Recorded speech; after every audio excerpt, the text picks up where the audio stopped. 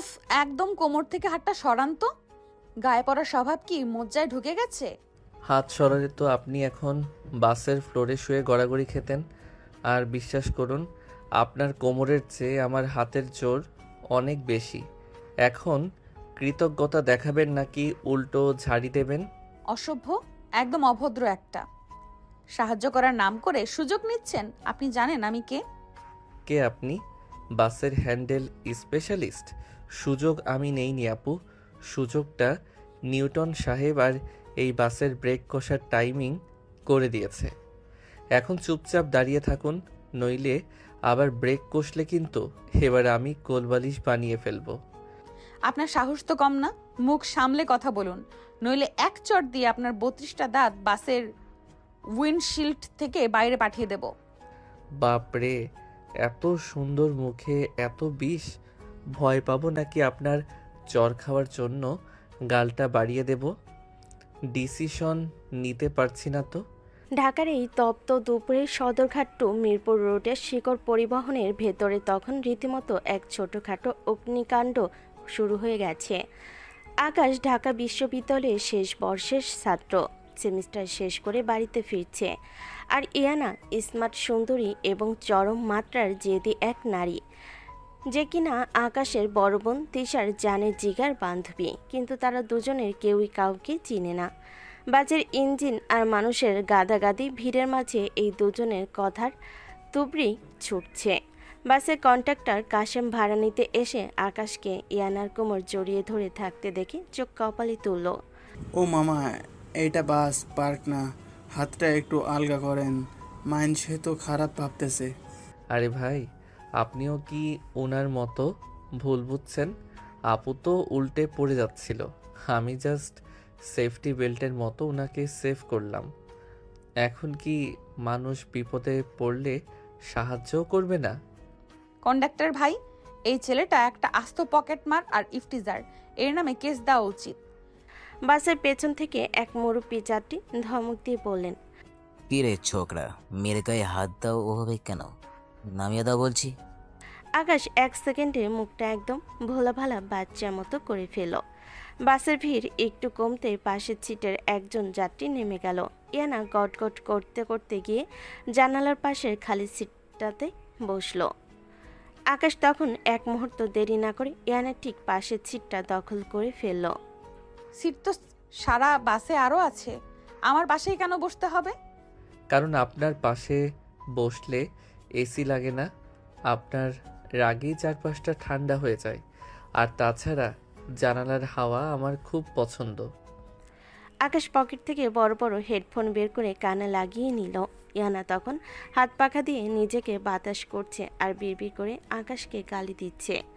হঠাৎ আকাশ হেডফোনে গান শুনতে শুনতে আকাশ বাতাস কাঁপিয়ে জোরে জোরে গাইতে শুরু করলো।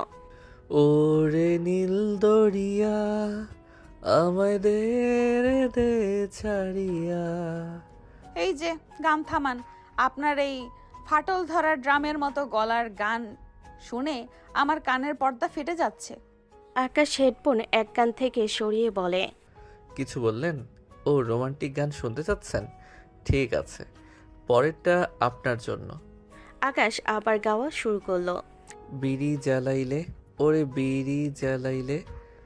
ইয়ানা আকাশের দিকে ব্যাগ উঁচিয়ে বলে, গান থামান বলছি। এটা পাবলিক বাস, আপনার বাপের ড্রয়িং রুম না। বাপের ড্রয়িং রুমে আমি গান গাই না আপু, নাচ করি। বাসে শুধু গানটাই চালাই। গান হলো মনের খোরাক, ডিস্টার্ব করবেন না তো। এভাবে কিছুক্ষণ যাওয়ার পর বাস থামার সময় হলো। বাস স্ট্যান্ডে থামার পর দুজনে এক ঝটকে নেমে পড়ল। সামনের একটা খালি রিকশা দাঁড়িয়েছিল। ইয়ানা দৌড়ে গিয়ে রিকশার হ্যান্ডেল ধরল আর ঠিক একই সময়ে আকাশ অন্য পাশে হ্যান্ডেলটা চেপে ধরল। এই যে ম্যাডাম, আমি আগে ধরেছি, ছাড়ুন। একদম মিথ্যা বলবেন না। আমি আগে হাত বাড়িয়েছি। জুনিয়ররা সবসময় লাইনের শেষে থাকে, এটা ভুলে যাবেন না। আপনারা আগে ডিসিশন লন কে যাইবেন, আমি কিন্তু গেলাম। ইয়ানা ও আকাশ একসাথে চিৎকার করে, এই না না মামা, দাঁড়ান। ঠিক আছে, আপনি কোথায় যাবেন শুনি? আমি যাব রায়বাড়ি। আপনার শোনার দরকার নেই। কি বললেন? রায়বাড়ি? মানে তিশা আপুদের বাড়ি? আমিও তো সেখানেই যাচ্ছি। ইয়ানা অবাক হয়ে আকাশের পা থেকে মাথা পর্যন্ত দেখলো। আপনি তিশার বাড়িতে যাবেন মানে? আপনি কি ওখানকার নতুন মালি নাকি তিশার ড্রাইভার? আকাশ দাঁতে দাঁত চেপে বলল, আমি তিশার আপন ছোট ভাই আকাশ, ঢাকা থেকে ফিরছি। আর তিশা আপু নিশ্চয়ই আপনার সেই বান্ধবী যাকে আমার মা অলক্ষী বলে চেনে। You idiot! ও মামারা, তোমরা উঠবা নাকি উঠবা না? ইয়ানার আকাশ রিকশায় উঠে বসে। রিকশা চলছে গ্রামের মেঠো পথ দিয়ে। ইয়ানার আকাশ রিকশার দুই কোণা এমনভাবেই বসেছে যেন মাঝখানে কোনো অদৃশ্য দেওয়াল তোলা। শোন আকাশ, তুই তিশার ভাই বলে বেঁচে গেলি, না হলে তোকে রিক্সা থেকে লাথি দিয়ে ফেলে দিতাম। আর শোন, বড়দের সম্মান করতে শিখিস। পাশে যা করেছিস ওটা যদি তিশাকে বলে দেই, তোর কপালে ঝাড়ুর বাড়ি আছে। আরে আপু, আপনি তো দেখি কথা দিয়ে জ্যান্ত মানুষকে জবাই করে দেন। আমার হাত আপনার কোমরে ছিল বলে বেঁচে গিয়েছেন, না হলে এখন ব্যান্ডেজ বেঁধে তিশা আপুর সামনে যেতে হতো। আর আমাকে ভয় দেখিয়ে লাভ নেই, তিশা আপু আমার হাতের পুতুল। পুতুল না ছাই, তুই একটা আস্ত বাদর। তিশা তোকে নিয়ে সবসময় কমপ্লেন করে, কিন্তু তুই যে সেই ছোট ভাই তা তো জানতাম না। কমপ্লেন তো করবেই, আমি তো ওনার দামি লিপস্টিক দিয়ে ক্রিকেট বলের রং করি। রিকশা এসে রায়বাড়ির বিশাল গেটের সামনে থামলো। বাড়ির ভেতর থেকে সানাইয়ের শব্দ আর হইচই শোনা যাচ্ছে। বারান্দায় দাঁড়িয়েছিল তিশা আর তার আরেক বান্ধবী জুলি। আকাশ আর ইয়ানাকে একসাথে রিকশা থেকে নামতে দেখে তিশার চোখ তো কপালে। আপু, এই তেরা আর ঝগড়াটে মেয়েটা আমাদের বাড়িতে কেন? একে বিদায় করো। তিশা, এই অসভ্য ছেলেটা কি সত্যিই তোর ভাই? একে তো চিড়িয়াখানায় রাখা উচিত ছিল। বাসে আমার কোমরে হাত দিছে, সুযোগ নেওয়ার চেষ্টা করেছিল। থাম তোরা। আকাশ, তুই ইনায়ের সাথে ঝগড়া করতে করতে আসলি? ও আমার কলিজার বন্ধু আর আজ থেকে এবারই স্পেশাল গেস্ট। আর ইনায়া, ও হলো আমার সেই পাগলা ভাই আকাশ। কিন্তু বুঝলাম না তোরা একসাথে কি করে। জুলি ফিস ফিস করে ইয়ানাকে বলে, ইনায়া, তিশার ভাই তো হেভি হ্যান্ডসাম রে, একদম হিরো। ঝগড়া করে লাভ নাই, পটানোর চেষ্টা কর। ইয়ানা জুলিকে কোনোই দিয়ে গুঁতো মেরে বলে, চুপ কর জুলি, হিরো না ছাই, একটা আস্ত মাফিয়া আর ইফতিজার। আকাশ ইয়ানার দিকে তাকিয়ে তার পকেট থেকে সেই হেডফোনটা বের করে আবার কানে লাগালো। বুড়ি আপু, খেলা তো কেবল শুরু। এই বাড়িতে থাকতে হলে এখন আমার গান শুনেই দিন কাটাতে হবে। কোমরের ব্যথাটা কমেছে তো? বাড়ির ভেতর থেকে তখন আকাশের মা রাহেলা বেগম আর পপি ফুপি, পাড়ার গসিপ কুইন, বেরিয়ে এলেন। পপি ফুপি ইয়ানাকে দেখে চশমার উপর দিয়ে একটা টিপ্পনি কাটলেন। ওমা, তিশার বান্ধবী তো দেখি মাশাআল্লাহ। তা আকাশ, তুই এই মেয়েটার সাথেই রিক্সা করে আসলি? গ্রামের মানুষ তো খারাপ কথা বলবে রে বাবা। ফুপি, খারাপ কথা বলার আগে আমি কানে হেডফোন গুঁজে দেব। আর এই মেয়েটার সাথে আমার কোনো সিন নাই। এ হলো একটা দজ্জাল সিনিয়র। ইয়ানা আকাশের দিকে অগ্নি দৃষ্টি হানে। তিশা, আমি ভেতরে যাচ্ছি। তোর ভাইকে সামলে রাখিস, নইলে কোনো একদিন একে আমি ভাতের সাথে চিবিয়ে খেয়ে ফেলবো। ইয়ানা গটগট করে ভেতরে ঢুকে গেল। আর আকাশ তার টলি টেনে বাঁকা হেসে মনে মনে বলল, বোনের সিনিয়র বান্ধবী যখন নিজের বাড়িতেই বন্দি, তখন দিনগুলো বেশ ইন্টারেস্টিং কাটবে। ইয়ানা উপরে উঠে ড্রেসিং টেবিলের সামনে সাজছিল। তখনই আকাশ দৌড়ে এসে ইয়ানাকে ধাক্কা মেরে বলে, সুইটি আপু, ড্রেসিং টেবিলটা কি আপনার বাপের সম্পত্তি? একটু সরুন তো। বড় বোন তিশার এঙ্গেজমেন্ট বলে কথা। আমার হ্যান্ডসাম হওয়াটা জাতীয় স্বার্থে জরুরি। বাপের সম্পত্তি না হলেও এখন আমার দখলে। আর শোন আকাশ, বড়দের ওপর মেজাজ দেখাস না। তোর এই বানরের মতো চুলে জেল মাখলে তোকে চিড়িয়াখানার পলাতক আসামি ছাড়ার কিছুই মনে হচ্ছে না। চিড়িয়াখানার আসামি? আপনি তো আয়নায় নিজের মুখ দেখেননি। যা মেকআপ ঘষছেন তাতে আপনার বয়সের ভাঁজ ঢাকতে গিয়ে তো সিভিল ইঞ্জিনিয়ার লাগবে। একটু সাইড দিন, আমার চুলে স্পাইক করতে হবে। স্পাইক করবি না ছাই করবি, মেকআপ আমি করি না। মেকআপ আমি করি বা না করি, তোর মতো পিচ্ছি জুনিয়রদের দিয়ে আমি ঘর মোছাবো। মনে রাখিস তিশা, তোর এই বাদর ভাইটাকে আমার সামনে থেকে সরা, নইলে আমি আজ মেকআপ বক্স দিয়ে ওর মাথা ফাটাবো। রায়বাড়ির অন্তর্মহলে এখন যেন রণক্ষেত্রে সাইরেন বাজছে। তিশার এঙ্গেজমেন্ট উপলক্ষে বাড়ি ভর্তি মানুষ। ইয়ানা আকাশের বাবার পরম বন্ধু আজমল সাহেবের একমাত্র মেয়ে। ইয়ানার মানেই আর বাবা ব্যবসায়িক কাজে বাইরে থাকায় মেয়েকে নিজের বন্ধুর কাছে পাঠিয়ে দিয়েছেন, যাতে সে একটু আনন্দ পায় এবং তার বিয়ের ব্যাপারেও কথা তোলা যায়। কিন্তু আকাশের জন্য ইয়ানা মানেই এক অলক্ষী বড় বোন। ড্রেসিং টেবিলের আয়না নিয়ে দুজনের এই টানাটানি দেখে তিশার বান্ধবী জুলিয়ার ছোট বোন সারা আড়ালে মুখ টিপে হাসছে। আকাশের মেজাজ আজ সপ্তমে, কারণ ইয়ানা তাকেই পাত্তাই দিচ্ছে না। তিশা অন্য ঘর থেকে চিৎকার করে, আকাশ, ইনাকে একদম চালাবি না। আজ ওর মেকআপ নিয়ে একদম কথা বলবি না। ও এমনিতেই অনেক কষ্ট করে সেজেছে। আকাশ আয়নার সামনে নিজের শার্টের কলার ঠিক করতে করতে বলে, কষ্ট করে সেজেছে নাকি আমাদের সাজা দিচ্ছে সেটাই বুঝছি না আপু। এই দজ্জাল ইনায়া যদি মেকআপ করে পরি সেজে বসে থাকে, তবে আমাদের হবু দুলাভাই তো বিয়ের আগে এঙ্গেজমেন্ট থেকেই পালাবে। ইয়ানা আকাশের হাতের জেলটা কেড়ে নিয়ে বলে, বেশি কথা বলিস না তো, তুই বরং নিচে গিয়ে কাশেমকে সাহায্য কর। বড়দের মাঝে থাকার কোনো প্রয়োজন নেই তোর, যা এখান থেকে। সন্ধ্যা গড়িয়ে রাত নামতেই রায়বাড়ি ঝলমলে আলোকসজ্জায় এক মায়াবী রূপ নিল। গেট থেকে ড্রয়িং রুম পর্যন্ত সবখানে রজনীগন্ধার সুবাস। মেহমানরা আসতে শুরু করেছে। আকাশের বাবা চৌধুরী সাহেব গম্ভীর মেজাজে অতিথিদের অভ্যর্থনা জানাচ্ছেন, আর মা রাহিলা বেগম তদারকি করছেন খাবারের। ঠিক এই সময় ড্রয়িং রুমের কোণে চশমা মুছতে মুছতে প্রবেশ করলেন পাড়ার গসিপ কুইন পপি ফুপি। তার সাথে এসেছে আকাশের বন্ধু আবরার এবং বাড়ির বিশ্বস্ত ছোট ভাই কাশেম। এঙ্গেজমেন্টের আনুষ্ঠানিকতা শুরু হবার পালা। তিশাকে লাল বেনারসিতে সাজিয়ে মাঝখানে সোফাতে বসানো হয়েছে। তার পাশে ইয়ানা লাল কারুকাজ করা শাড়িতে দাঁড়িয়ে যেন পুরো অনুষ্ঠানের মধ্যমণি হয়ে উঠেছে। তার লম্বা চুলে জড়ানো বেলি ফুলের মালা আর কানে ঝোলানো বড় ঝুমকা, সব মিলিয়ে ইয়ানাকে আজ আসলেও ভীষণ মায়াবী লাগছে। আকাশ দরজার আড়ালে দাঁড়িয়ে অপলক চেয়ে রইল কিছুক্ষণ, কিন্তু যেই ইয়ানা তার দিকে তাকিয়ে একটা বিজয়ী হাসি দিল, অমনি আকাশের জেদ চড়ে গেল।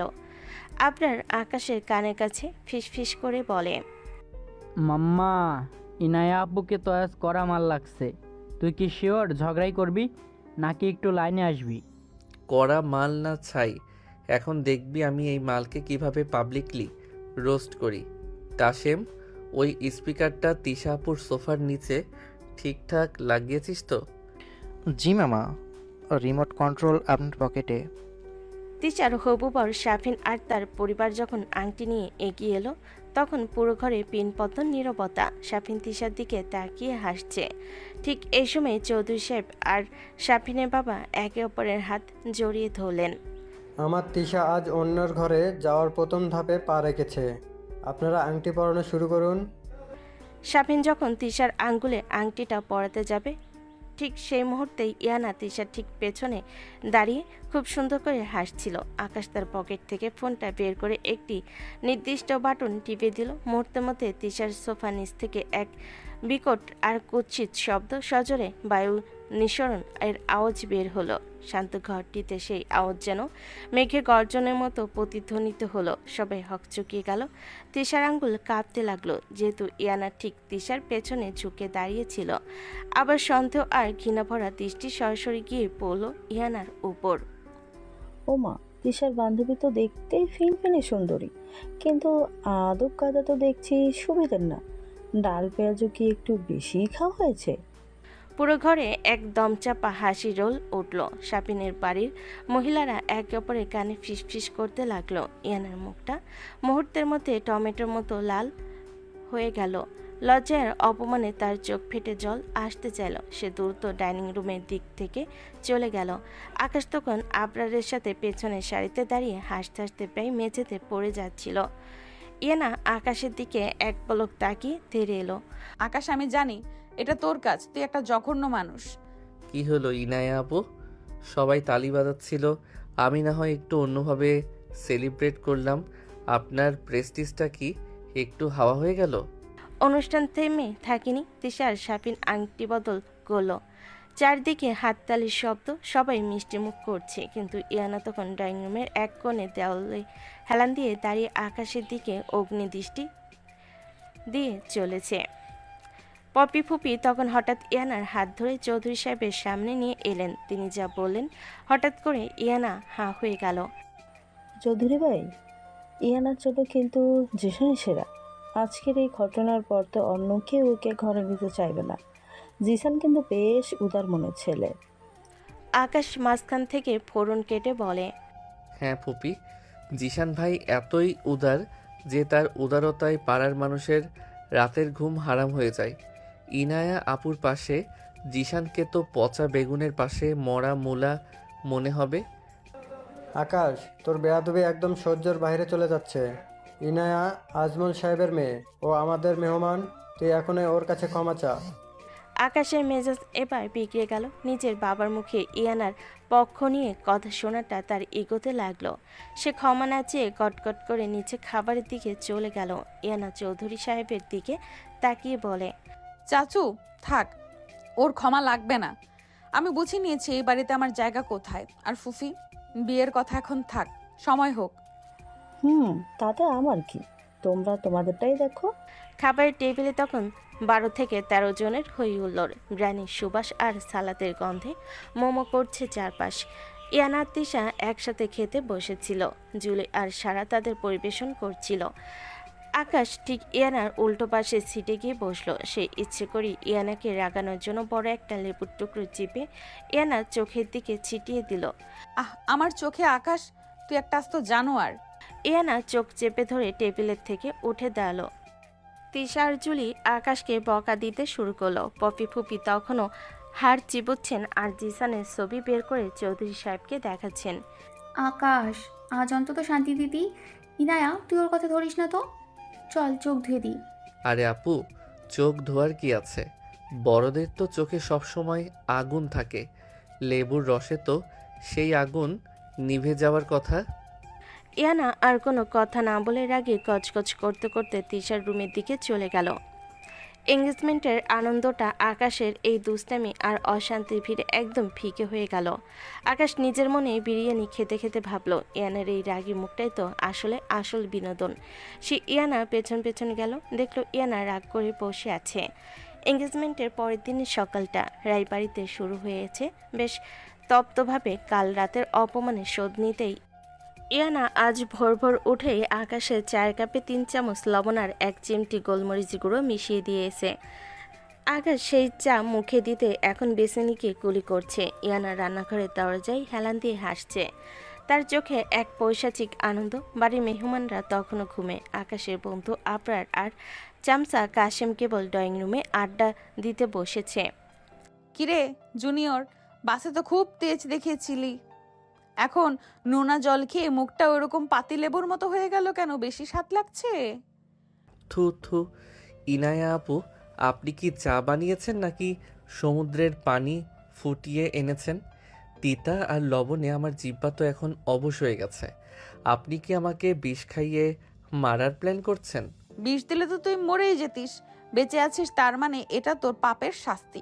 কালকের ওই অভদ্রতার পর ভেবেছিলে পার পেয়ে যাবে? মেকআপ নিয়ে কথা বলা, সবার সামনে ওসব আওয়াজ বাজানো, সব সুদে আসলে ফেরত দিব। ও, তার মানে বড়দের মনটাও ছোট হয়।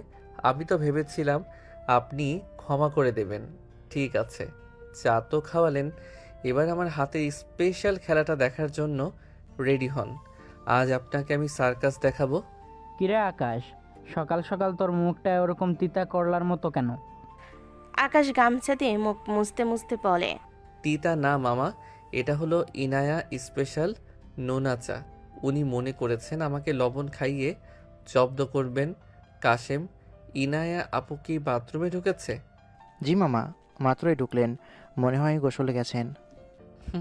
পারফেক্ট, এবার বাঘিনীকে খাঁচায় বন্দি করার সময় এসেছে। আকাশ পা টিপে টিপে ইয়ানার রুমের সাথে লাগানো বাথরুমের দরজার কাছে গেল। ইয়ানা তখন নিশ্চিন্ত মনে সাউ ছেড়ে গান গাইছে।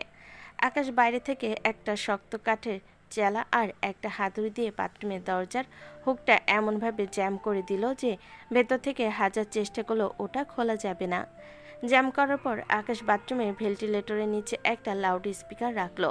আকাশ লাউড স্পিকারের ভলিউম বাড়িয়ে দিয়ে বলে, ইনায়া আপু, শ্যাম্পু বেশি ঘষবেন না, মাথা ঠান্ডা রাখুন। আমি একটু বাজারের দিকে যাচ্ছি, আপনি বরং বাথরুমে বসে সমাজসেবা নিয়ে চিন্তা করুন। ইয়ানা ভেতর থেকে চিৎকার করে, আকাশ, এই আকাশ, দরজা খুলছিস না কেন? এই আকাশ, দরজা তো জ্যাম হয়ে গেছে। আকাশ, বদমাইশি করিস না, খোল বলছি।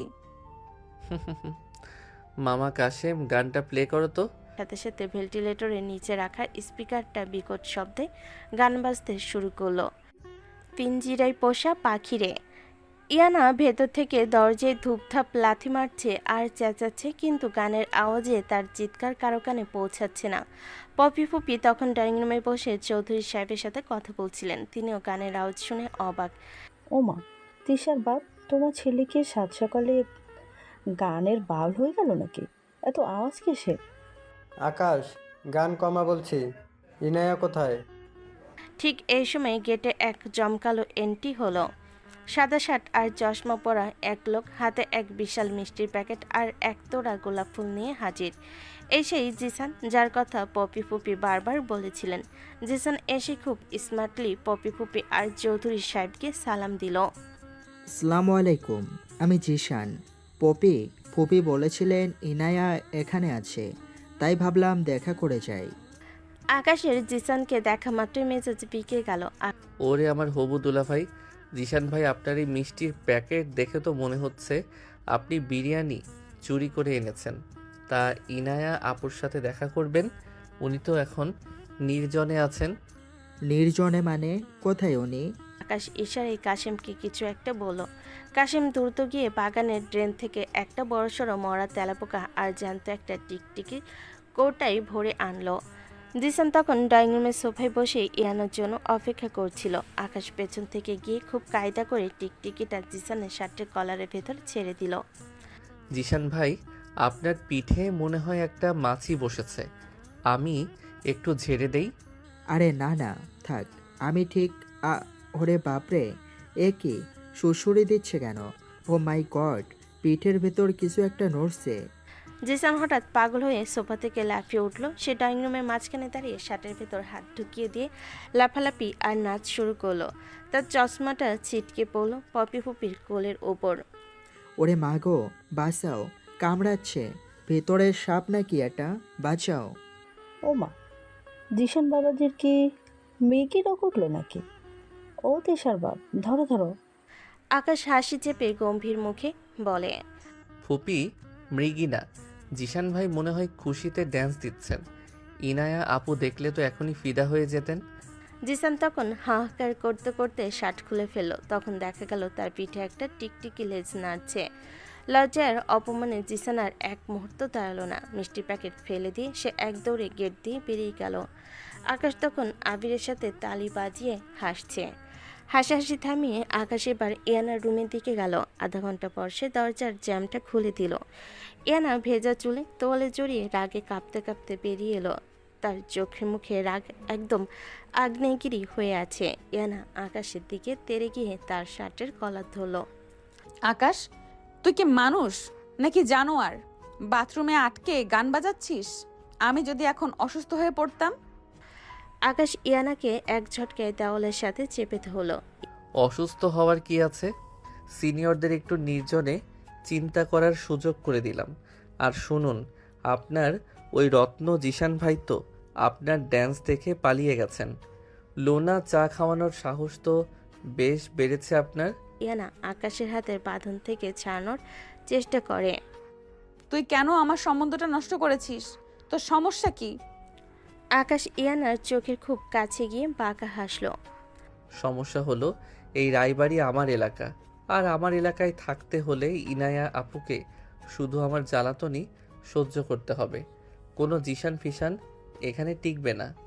অসভ্য, তুই একটা আস্ত গুন্ডা। গুন্ডা বলেই তো বাসের সেই কোমর ধরাটা এখনো মনে আছে আপনার? এখন যান, চুল শুকান গে, নইলে ঠান্ডা লেগে মরলে পপি ফুপি আবার আমাকে দায়ী করবে। আকাশ ইয়ানাকে ছেড়ে দিয়ে বাঁকা হেসে ঘর থেকে বেরিয়ে গেল। ইয়ানা দেয়ালের ওপর হাত চাপড়ে রাগে গজগজ করতে লাগলো। তার মনে হচ্ছে আকাশ কাঁচা চিবিয়ে খেয়ে ফেলবে, কিন্তু মনের এক কোণে জিসানকে তাড়ানো দৃশ্যটা মনে করে একটু হাসিও পাচ্ছে। তিশার জুলি দরজায় দাঁড়িয়ে সব দেখছিল। তিশা, তোর ভাই তো দেখি মাফিয়া ডন হয়ে গেছে। জিশানকে যেভাবে দৌড়ানি দিল, তাতে মনে হয় জিশান আর এই গ্রামেও ফিরবে না। ভাইটা আমার একদম তেরা, কিন্তু ইনার সাথে ওর এই ঝগড়াটা এখন রায়বাড়ির নিত্যদিনের বিনোদন হয়ে দাঁড়িয়েছে। ড্রয়িং রুমে তখন পপি পুপি পচা মুখ করে বসে আছেন। জিসান পালিয়ে যাওয়ার তার ঘটকালির ব্যবসাটা আজ লাটে উঠল।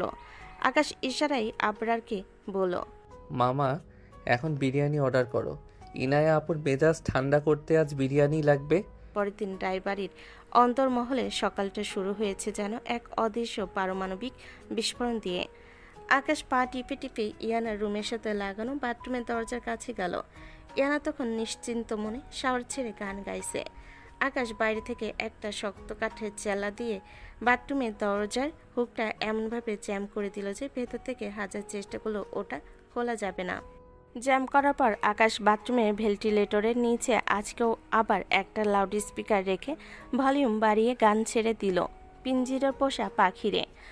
আধা ঘন্টা পর আকাশ দরজা খুলে দিয়ে ইয়ানার রাগী চেহারা দেখে বাঁকা হাসলো। ইয়ানা বেজে চুলের আগে কাঁপতে কাঁপতে বেরিয়ে এলো। আজকে আবারও? বেশ করেছি, হা হা হা। তবে রে। ইয়ানা আকাশকে সারা বাড়ি দৌড়াতে থাকলো। বিকেলের শেষ আলো নিভে আসতে চারপাশ কালো করে ঝড় এলো। ধুলে অন্ধকারের মতো চারপাশ আচ্ছন্ন। তিশার জুলি নিচে মেহমানদের নাস্তা বানাতে ব্যস্ত। ইয়ানা হঠাৎ মনে করলো তার দামি একটা জর্জেট শাড়ি ছাদে শুকোতে দেওয়া আছে। সে এক দৌড়ে ছাদে গেল। ঠিক সেই মুহূর্তেই ঝোড়ো বাতাস তার শাড়িটা দড়ি থেকে উড়ে সরাসরি ইয়ানার মুখে আর শরীরে জড়িয়ে গেল। ইয়ানা দৃষ্টি হারিয়ে টাল সামলাতে না পেরে পিচ্ছিল মেঝেতে পড়ে যাচ্ছিল। ঠিক তখনই আড়াল থেকে আকাশ এসে তাকে পাজাকোলা করে ধরে ফেল। আকাশ আসলে এসেছিল ইয়ানাকে ভয় দেখাতে, কিন্তু পরিস্থিতি উল্টে গেল। মুষলধারে বৃষ্টি শুরু হলো সাথে সাথে। বৃষ্টির ঝাপটায় দুজনেই সেকেন্ডের মধ্যে ভিজে একাকার। ইয়ানার চোখের কাজল ধুয়ে যাচ্ছে আর আকাশের শার্ট তার শরীরের সাথে লেপ্টে আছে। আকাশের চোখের তীক্ষ্ণতা আর খুব কাছে তপ্ত নিঃশ্বাস দেখে ইয়ানা প্রথমবারের মতো একদম স্তব্ধ হয়ে গেল। তার হাতগুলো আকাশের কাঁধ শক্ত করে ধরে রেখেছে।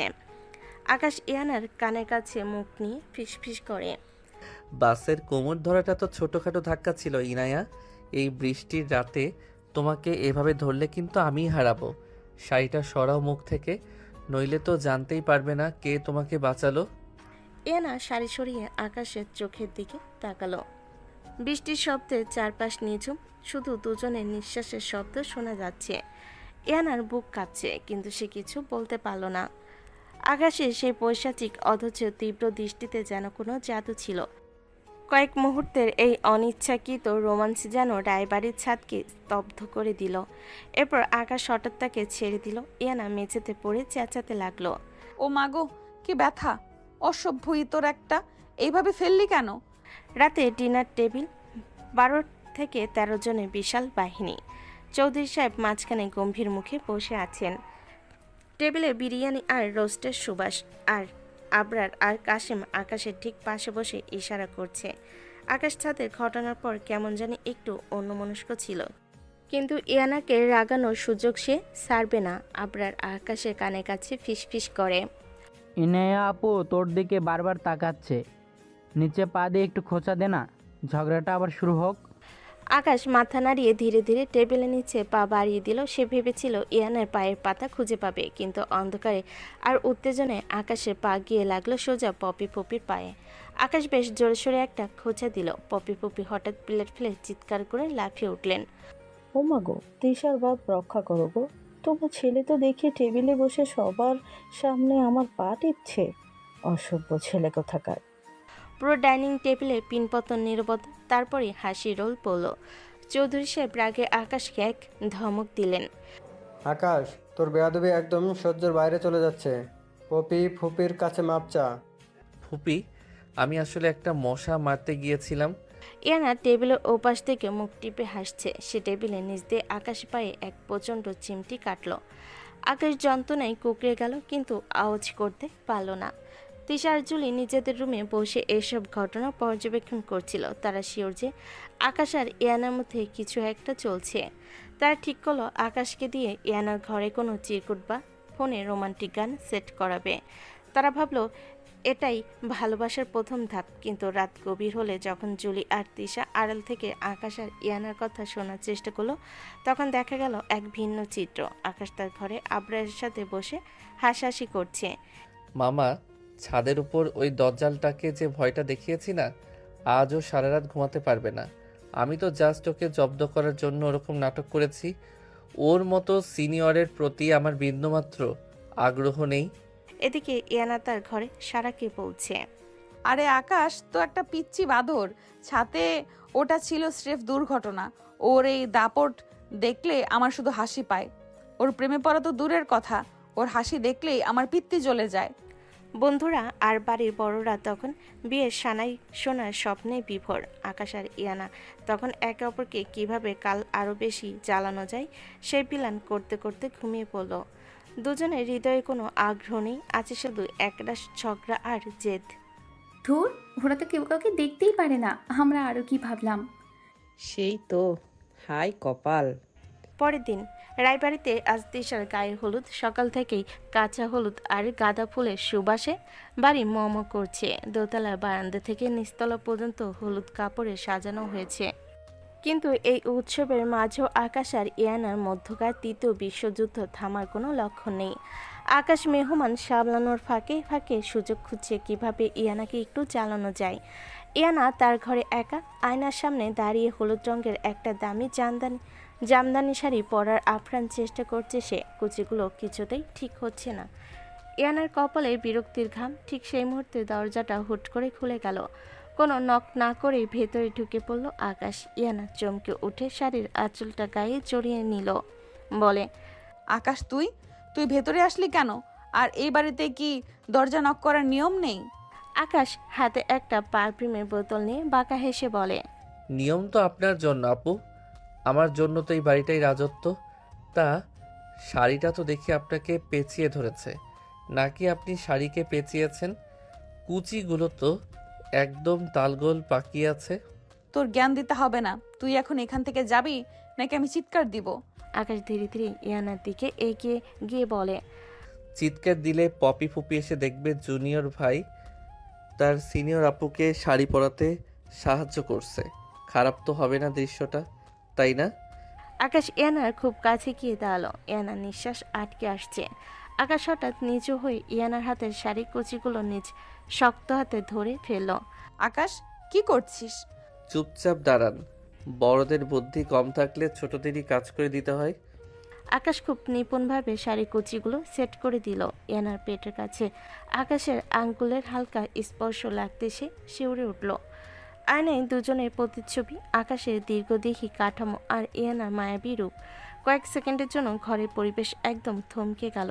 আকাশ কুচিগুলো ইয়ানার কোমরে গুজে দিয়ে তার কানের কাছে মুখ নিয়ে ফিসফিস করলো, শাড়ি তো পরিয়ে দিলাম বড়ি আপু, কিন্তু আজ হলুদের অনুষ্ঠানে কোনো অঘটন ঘটালে এবার কিন্তু বাথরুম নয়, সোজা ছাদের চিলেকোঠায় বন্দি করব। আকাশ ঘর থেকে গট গট করে বেরিয়ে গেল। ইয়ানা আয়নার দিকে তাকিয়ে রইল। তার বুকটা তখনও টিপটিপ করছে। আকাশের এই রূপটা সে আগে কখনো দেখেনি। বাড়ির লনে হলুদের বিশাল স্টেজ সাজানো হয়েছে। তিশা আর শাফিন মাঝখানে বসে আছে। মেহমানরা হলুদ মাখিয়ে দিচ্ছে। আকাশ আর তার বন্ধু আবরারের সাথে এক কোণে দাঁড়িয়ে আড্ডা মারছিল। মাম্মা, ইনায়া আপু তো এখনো নিচে আসেনি। জিসানকে তো তাড়িয়ে দিলি, এখন আপু যদি তোর উপর রাগ করে অন্য কারোর সাথে হাসাহাসি করে? করুক না, আমার কি? আমি কি ওনার বডিগার্ড নাকি? ঠিক তখনই ইয়ানা সিঁড়ি দিয়ে নেমে এলো। হলুদ জামদানি হাতে, কাছের চুড়ি, কপালে একটা ছোট্ট কালো টিপ আর চুলে গাঁদা ফুলের মালা। সিঁড়ি দিয়ে নামার সময় ইয়ানাকে দেখে পুরো আসর যেন স্তব্ধ হয়ে গেল। আকাশ গ্লাসের শরবতে চুমুক দিতে গিয়ে থেমে গেল। তার চোখের পলক পড়ছে না। এই সেই ঝগড়াটে ইয়ানা, যাকে সে সারাক্ষণ বুড়ি বলে খেপায়। আকাশে মনে হলো তার পায়ের তলা থেকে যেন মাটি সরে যাচ্ছে। আপনার আকাশকে ধাক্কা দিয়ে বলে, মাম্মা, হাঁ করে কি দেখছিস? মাছি ঢুকবে তো মুখে। ইনায়া আপু তো আজ আগুন লাগিয়ে দিয়েছে। আকাশ নিজেকে সামনে নিয়ে অস্পষ্ট স্বরে বলে, তোর মেকআপের কারসাজি সব কিছুই না। যদিও আকাশের বুক তখন সাইরেন বাজাচ্ছে, হলুদ মাখানো পর্ব চলছে। পপি ফুপি তখন হাতে হলুদের বাটি নিয়ে ইয়ানার পাশে দাঁড়ালেন। ইনামা, তোর জন্য জিসান না হলেও আমার বোনের দাওয়ার কিন্তু একদম রাজপুত্র। আকাশ, তুই তোর আপুর জন্য শরবতটা নিয়ে আয় তো। আকাশ তখন শরবত নিয়ে এলো ঠিকই, কিন্তু তার মাথায় তখন শয়তানি বুদ্ধি। সে ইয়ানার শরবতের গ্লাসে ইশারায় কাশেমকে দিয়ে একটু কাঁচামরিচের রস মিশিয়ে দিল। ইয়ানা এক চুমুক দিতেই বিষম খেলো। আহ, ঝাল। আকাশ, তুই কি এটাতেও কিছু মিশিয়েছিস? ঝাল? ওহ, মেকআপের ঝাল মনে হয় গ্লাসে লেগেছে আপু। ফুপি, ইনায়া আপু মনে হয় ঝাল খেতে খুব পছন্দ করে। ওনাকে আরও একটু মরিচ ভর্তা দিন তো। ইয়ানার আগে আকাশের পায়ে তার হিল জুতো দিয়ে এক প্রচণ্ড পাড়া দিল। আকাশ যন্ত্রণায় উফ করে উঠল, কিন্তু সবার সামনে চিৎকার করতে পারল না। কি হলো তোদের? তোরা কি হলুদেও মারামারি করবি? না তিশা, আকাশ বলছিল ওর গায়ে নাকি মশা কামড়েছে, আমি জাস্ট ওটা মেরে দিলাম। অনুষ্ঠান তখন তুঙ্গে। তখন আকাশ ইয়ানার পাশে গিয়ে দাঁড়ালো। সবাই তখন ছবি তোলে ব্যস্ত। আকাশ ইয়ানা কানে মুখ নিয়ে খুব নিচু স্বরে বলল, হলুদ শাড়িতে আপনাকে আসলে একটু অসুন্দরী লাগছে না? তবে ওই টিপটা বাঁকা হয়ে আছে। ইয়ানা হাত দিয়ে টিপ ঠিক করতে গেলে আকাশ হুট করে তার হাতটা সরিয়ে দিল। থাক, আমার হাতেই ঠিক করে দিচ্ছি। আকাশের আঙ্গুল যখন ইয়ানার কপালে স্পর্শ করলো, তখন ইয়ানা মনে হলো সে পৃথিবী থেকে বিচ্ছিন্ন হয়ে গেছে। পপি পপি আড়াল থেকে সব দেখছিলেন আর মনে মনে হিসাব মেলাচ্ছিলেন। ঘটনা তো দেখি অন্যদিকে মোড় নিচ্ছে। তিশার বাপকে তো জানানো দরকার। পরের দিন রায়বাড়ির আলোকসজ্জা আজ আকাশ ছুঁয়েছে। তিশার বিয়ে বলে কথা, চারিদিকে উৎসবের আমেজ, কিন্তু বাড়ির ভেতরে পরিবেশটা একদম ভিন্ন। আকাশের বাবা চৌধুরী সাহেবের মেয়ে বন্ধু ইয়ানা আজ নীল বেনারসিতে যেন স্বর্গের অপ্সরী সেজেছে, কিন্তু এই অপ্সরীর মেজাজটা আগ্নেয়গিরির লাভার মতো। বিয়ের আগের রাতে আকাশ আর ইয়ানার যে ঝগড়া হয়েছিল তার রেশ এখনও কাটেনি। আকাশ আজ সাদা সিল্কের পাঞ্জাবি আর চুড়িদার পায়জামায় নিজেকে আয়নার সামনে বারবার দেখছিল। ঠিক তখনই ইয়ানা ঝড়ের গতিতে তার ঘরে ঢুকলো। ইয়ানা আকাশকে কোনোই দিয়ে সরিয়ে দিয়ে বলে, সর এখান থেকে। আয়নাটা কি তোর একার? আমার লিপস্টিকটা একটু গাঢ় করতে হবে। তোকে তো এমনিতেই হনুমানের মতো লাগছে, যত বেশি দেখবি ততই নিজেরই কান্না পাবে। হনুমান? আপনার এই নীল শাড়ি দেখে তো মনে হচ্ছে ময়ূর সাজতে গিয়ে কাকের পালক লাগিয়ে এসেছেন। আর লিপস্টিক গাঢ় করে লাভ নেই, ভেতরের দজ্জাল চেহারাটা ওতেই ফুটে বেরোবে। তিশা, তোর এই ছোট লোক ভাইটাকে আমার সামনে থেকে সরা। বড়দের সাথে কথা বলার কোনো সৃষ্টতা নেই এর। বাসে যে অসভ্যতা করেছে, আজ বিয়ের প্যান্ডেলে ওটা করলে আমি জুতোর মালা পরিয়ে বাড়ি থেকে বের করে দেব। জুতো তো আপনিই পরবেন আপু, কারণ গেটে আমি যে বাসটা দেব আপনার কনে পক্ষকে, তাতে জুতোর দোকান খোলা ছাড়া উপায় থাকবে না। বরযাত্রী আসার সময় হলো। শাপিন সাহেব যখন বিশাল বহন নিয়ে গেটে এলেন, ইয়ানা তার বান্ধবী জুলি আর এক ঝাঁক মেয়ে নিয়ে গেটের ফিতা ধরে দাঁড়ালো। ইয়ানার হাতে একটা স্টিলের থালা, তাতে গোলাপের পাপড়ি আর চন্দন। সাবধান বরপক্ষ, এই সীমানা পার হতে হলে 50,000 টাকা ক্যাশ দিতে হবে।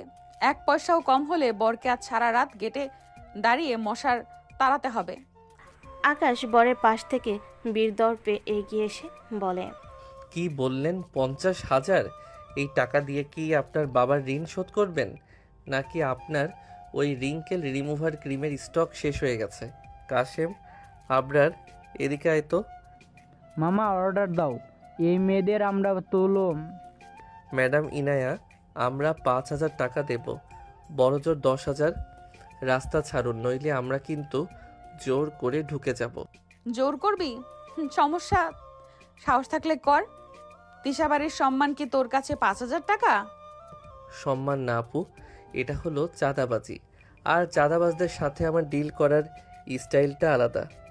আকাশ শুট করে পকেট থেকে একটা বড় চকলেট বের করে ইয়ানার সামনে ধরলো। ইয়ানা যেই থাবা দিয়ে ওটা নিতে গেল, আকাশ অন্য হাতে ইয়ানার কোমর জড়িয়ে ধরে একদম একপাশে সরিয়ে দিল। সারা বাড়ি দেখলো আকাশ ইয়ানাকে পাজাকোলা করার মতো করে গেটের এক কোণায় ফেলে দিয়ে বরকে নিয়ে ভিতরে ঢুকে গেল। আকাশ, তুই একটা জানোয়ার। তুই আমার গায়ে হাত দিলি সবার সামনে। তুই কি মনে করিস আমি তোর হুকুমের গোলাম? আকাশ পেছন থেকে চোখ টিপে গেলাম না আপু, আপনি হলেন রাস্তা আটকানো স্পিড ব্রেকার, আর স্পিড ব্রেকার ওভারটেক করাই আমার কাজ। বিয়েবাড়ির প্যান্ডেলের ডিনার শুরু হয়েছে। 12 থেকে 13 জনের বিশাল বাহিনী গোল হয়ে টেবিলে বসেছে। চৌধুরী সাহেব আর রাহেলা বেগম অতিরিক্ত তদারকি করছেন। পপি ফুপি তখন বিরিয়ানির লেগ পিস চিবোতে চিবোতে ইয়ানার কানে বিষ ঢালছেন। ইনামা, ছেলেটা তো আসলে বড্ড তারা। আজমল ভাইকে কি জানাবো যে আকাশ তোকে এভাবে হেনস্থা করেছে? ইয়ানা আকাশের দিকে অগ্নিদৃষ্টি হেনে বলে, ফুপি, ওর বিচার আমি নিচেই করব। ও ভেবেছে গেট দিয়ে ঢুকে জয় করে ফেলেছে। এখনো জুতোর চুরির সিন বাকি আছে। আকাশ ইয়ানার ঠিক উল্টো দিকে পিলাটে বড় একটা কাঁচামরিচ কামড় দিয়ে বলে, জুতো চুরি করতে হলে তো বুদ্ধি লাগে, আপনার ওই মগজে তো শুধু লিপস্টিক আর ঝগড়া ভরা। আমার দুলাভাইয়ের জুতো যদি আপনি ছুঁতে পারেন তবে আমি আপনাকে আমার এই দামি ঘড়িটা উপহার দেব। তোর ঘড়ি তুই নিজের পকেটে রাখ। আমি জুতো চুরি করবই, আর তুই শুধু দাঁড়িয়ে থেকে আঙুল চুষবি। ইয়ানা হুট করে টেবিলে নিচ দিয়ে আকাশের পায়ে একটা কষে লাথি মারল। আকাশ যন্ত্রণায় উফ করে উঠল, কিন্তু সবার সামনে মুখ খুলতে পারল না। সে পাল্টা পা বাড়ি ইয়ানার শাড়ির নিচে খোঁচা দিতে গিয়ে ভুল করে পাশের ফুপির পায়ে খোঁচা দিয়ে বসলো। ও মা গো, তিশার বাপ, তোমার ছেলে তো দেখি টেবিলের নিচে আমার পা টিপছে। এই বয়সে হয়েছেও আমাকে শান্তি দিচ্ছে না। আকাশ, তোর কি আদব কায়দা সব ঢাকা বিশ্ববিদ্যালয়ে ধুয়ে এসেছিস? পপি ফুপির কাছে এখনই মাপ চা। আরে বাবা, আমি তো ইনায়া আপুর পা ভেবে আমি ভাবলাম বিড়াল বসে আছে। আকাশকে মাপ চাইতে হলো। আকাশ মুখটা প্যাঁচার মতো হয়ে গেল। ইয়ানা তা দেখে মুখ টিপে টিপে হাসছে। বিয়ের আসল মজা শুরু হলো যখন শাপিন সাহেব সোফায় বসলেন। ইয়ানার জুলি তককে তককে ছিল জুতোটা সরাবার জন্য। যে ইয়ানা বাম হাতের আঙ্গুল দিয়ে জুতোর ফিতাটা আলগা করেছে, অমনি আকাশ থেকে উড়ন্ত পাখির মতো এসে ইয়ানা দুহাত চেপে ধরল। চোরের ওপর বাটপাড়ি ইনায়া আপু, জুতো নিতে হলে আগে আমার লাশের উপর দিয়ে যেতে হবে। ছাড় অসভ্য, আমার হাত ধরছিস কেন? তোর সাহস তো কম না। সবার সামনে কি সংসাজতে চাস? সং আমি না, আপনি সেজেছেন ওই নীল বেনারসি পরে। জুতো ছাড়ুন, নইলে ওই জুতোর ফিতে দিয়ে আপনার হাত আমি বেঁধে রাখবো। শুরু হলো জুতার ফিতা নিয়ে দুই পক্ষের টানাটানি। ইয়ানা জুতোর একদিক টানছে, আকাশ অন্যদিকে। টানাটানি এক পর্যায়ে জুতোর চামড়া ছিঁড়ে গেল। শাপিন বেচারা এক পায়ে জুতো আর অন্য পায়ে মোজা পরে অসহায় হয়ে তাকিয়ে আছে। পুরো বিয়ের প্যান্ডেলে হাসাহাসি হয়ে শুরু হলো। ইয়ানা ছেঁড়া জুতোটা আকাশের মুখে ছুঁড়ে মেরে বলে, এই নে তোর জুতো। অপয়া একটা ছেলে, তোর পা পড়লে সোনাও লোহা হয়ে যায়। তুই থাকলে এই বাড়িতে অশান্তি ছাড়া আর কিচ্ছু হবে না। অশান্তি তো আপনি শুরু করেছেন। বাসে ঝগড়া, এখানে এসে গেট আটকানো। আপনার কি কোনো কাজ নেই? যান গিয়ে আয়নায় নিজের পেতনি মার্কা মুখটা দেখুন। বিয়ের অনুষ্ঠান প্রায় শেষ। রাত যখন গভীর, তিশার বিদায়ের সময় বাড়ি এক বিষণ্ণতায় ভরে উঠল। তিশা তখন কান্নাকাটি করে গাড়িতে উঠছে, তখন ইয়ানার চোখেও জল। কিন্তু আকাশ সেখানেও একটা অশান্তি পাকালো। কাঁদছেন কেন ইনায়া আপু? তিশা আপু তো আপনার মতো দজ্জাল বান্ধবী থেকে মুক্তি পেল, সেটা ভেবে হাসি আসা উচিত। আর হ্যাঁ, কাল সকালেই আপনার ব্যাগ গুছিয়ে ফেলবেন। এই বাড়িতে আপনার মতো অশান্তির কোনো জায়গা নেই।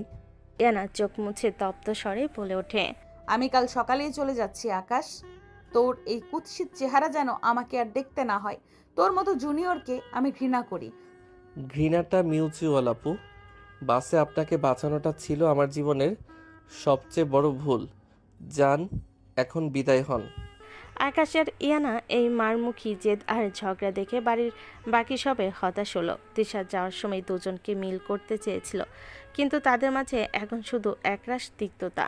রাত শেষ হওয়ার সাথে সাথেই রায়বাড়ির আনন্দটা যেন এক চরম অশান্তিতে রূপ নিল। কারো মনে কারোর প্রতি বিন্দুমাত্র আগ্রহ নেই, আছে শুধু এক অপরে ধ্বংস করার জিদ। তিশার বিয়ের রেশ কাটতে না কাটতেই শুরু হলো নতুন তাণ্ডব। পরের দিন তিশার শ্বশুরবাড়িতে ফিরতি যাত্রার দাওয়াত। পুরো রায়বাড়ি তখন সাজরব। চৌধুরী সাহেব করার নির্দেশ দিয়েছেন আকাশ আর ইয়ানা যেন কোনো ঝামেলা না করে একসাথে গাড়ি করে যায়। কিন্তু ইয়ানা জেদ ধরেছে সে আকাশের বাইকের পেছনে বসবে না। অগত্যা ঠিক হলো তারা আলাদাভাবে যাবে। আকাশ তার নতুন কেনা কালো রঙের স্পোর্টস বাইকটা স্টার্ট দিয়ে হেলমেট পরছে। এমন সময় ইয়ানা তার স্যুটকেস নিয়ে নিচে নেমে এলো। পরনে তার গোলাপি রঙের একটা ভারী সিল্কের স্যুট, যা সামলাতে বেশ হিমশিম খাচ্ছে। কি হলো বুড়ি আপু, তিশাপুর শ্বশুর বাড়িকে আপনার নিজের বাড়ি মনে করেছেন যে এত বড় স্যুটকেস নিয়ে যাচ্ছেন? ওখানে কি চিরস্থায়ী বসবাসের প্ল্যান আছে নাকি? তোর সব শোনার দরকার নেই আকাশ, তুই বরং সাবধানে যা। রাস্তা তো চিনিস না, আমি গুগল ম্যাপ দিয়ে যাচ্ছি। রাস্তা তো আমি চিনি না ঠিকই, কিন্তু আপনি তো দেখি উল্টো দিকে হাঁটা শুরু করেছেন। যান, ম্যাপ দেখে দেখে ড্রেনের উপর দিয়ে হেঁটে যান। আকাশ বাইক নিয়ে বেরোতেই ইয়ানা তাকে পেছন থেকে ডাকলো। ইয়ানা গাড়িটা হঠাৎ নষ্ট হয়ে যাওয়ায় সে বাধ্য হয়ে আকাশের কাছে সাহায্য চাইল, কিন্তু আকাশ তাকে বাইকে না তুলে ইশারায় একটা সরু রাস্তা দেখিয়ে দিল। শুনুন ইনায়া আপু, এই গলি দিয়ে গেলে 5 মিনিটে শাফিন দুলাভাইয়ের বাড়িতে পৌঁছে যাবেন। হাইওয়েতে অনেক জ্যাম। ইয়ানা আকাশের কথা বিশ্বাস করে সেই সরু গলি দিয়ে হাঁটা শুরু করলো। তার সাথে হঠাৎ দেখা হলো জুলফিকার চাচা, যে কিনা গ্রামের পুরনো পাহারাদার। জুলফিকার চাচা লাঠি ঠুকঠুক করে ইয়ানার পেছন পেছনে হাঁটছেন। মা জননী, এই রাস্তায় তো মানুষ হাঁটে না, এদিকে তো গরু ছাগলের হাট আর বৃষ্টির পানি জমে কাদা হয়ে আছে। আকাশ বাবাজি আপনাকে এই রাস্তা দেখালো কেন? আমি ওকে কাঁচা চিবিয়ে খাবো চাচা, ও আমাকে মিথ্যা বলেছে। 5 মিনিট পর ইয়ানা দেখলেও সে এক হাঁটু কাদার মাঝখানে দাঁড়িয়ে, তার দামি গোলাপি স্যুট এখন কাদায় মাখামাখি। ঠিক তখনই পাশ দিয়ে আকাশ বাইক চালিয়ে ঝড়ের গতিতে বেরিয়ে গেল আর একটু কাদা মেশানো পানি সজোরে ইয়ানার মুখে ছিটিয়ে দিল। আরে আপু, আপনি কি কাদার মধ্যে বিউটি পার্লার খুলেছেন নাকি? দারুণ লাগছে কিন্তু। আকাশ, তোকে আমি পুলিশে দেব। কোনো মতে মুখ হাত ধুয়ে ইয়ানা যখন মানুষের সাহায্যে সাফিনদের ড্রয়িং রুমে পৌঁছালো, তখন সেখানে 12-13 জনের বিশাল বাহিনী উপস্থিত। তিশার শাশুড়ি মরিয়ম বেগম বেশ কড়া মেজাজের মহিলা। তার সাথে বসে আছেন তিশার খালা শাশুড়ি পুতুল বেগম। পুতুল বেগমের স্বভাব হলো মানুষের খুদ ধরা। ও মা, তিশার বান্ধবী তো দেখি কাদা মেখে এসেছে। শহর থেকে কি এই শিক্ষা নিয়ে এসেছো ইনায়া মা? ইয়ানা লজ্জায় মাথা নিচু করে আকাশের দিকে তাকালো। আকাশ তখন সোফায় আয়েশ করে বসে মিষ্টি খাচ্ছে। ইয়ানা যেই সোফায় বসতে যাবে, আকাশ হুট করে উঠে গিয়ে ইয়ানার জুতো পকেট থেকে বের করে সুপারগুলো মাখিয়ে দিল। ইয়ানা সেটা খেয়ালই করেনি। খাওয়ার সময় যখন ইয়ানাকে ডাইনিং টেবিলের দিকে যেতে বলা হলো, সে উঠতেই পারল না। তার জুতো কার্পেটের সাথে একদম আটকে গেছে। ইয়ানা এক ঝটকে উঠকে গিয়ে তার ভারসাম্য হারিয়ে সোজা মরিয়ম বেগমের পায়ের উপর গরম ডাল নিয়ে আশ্রে পড়ল। ওরে বাবা রে, পুড়ে গেলাম। এই মেয়ে তো দেখি আসতো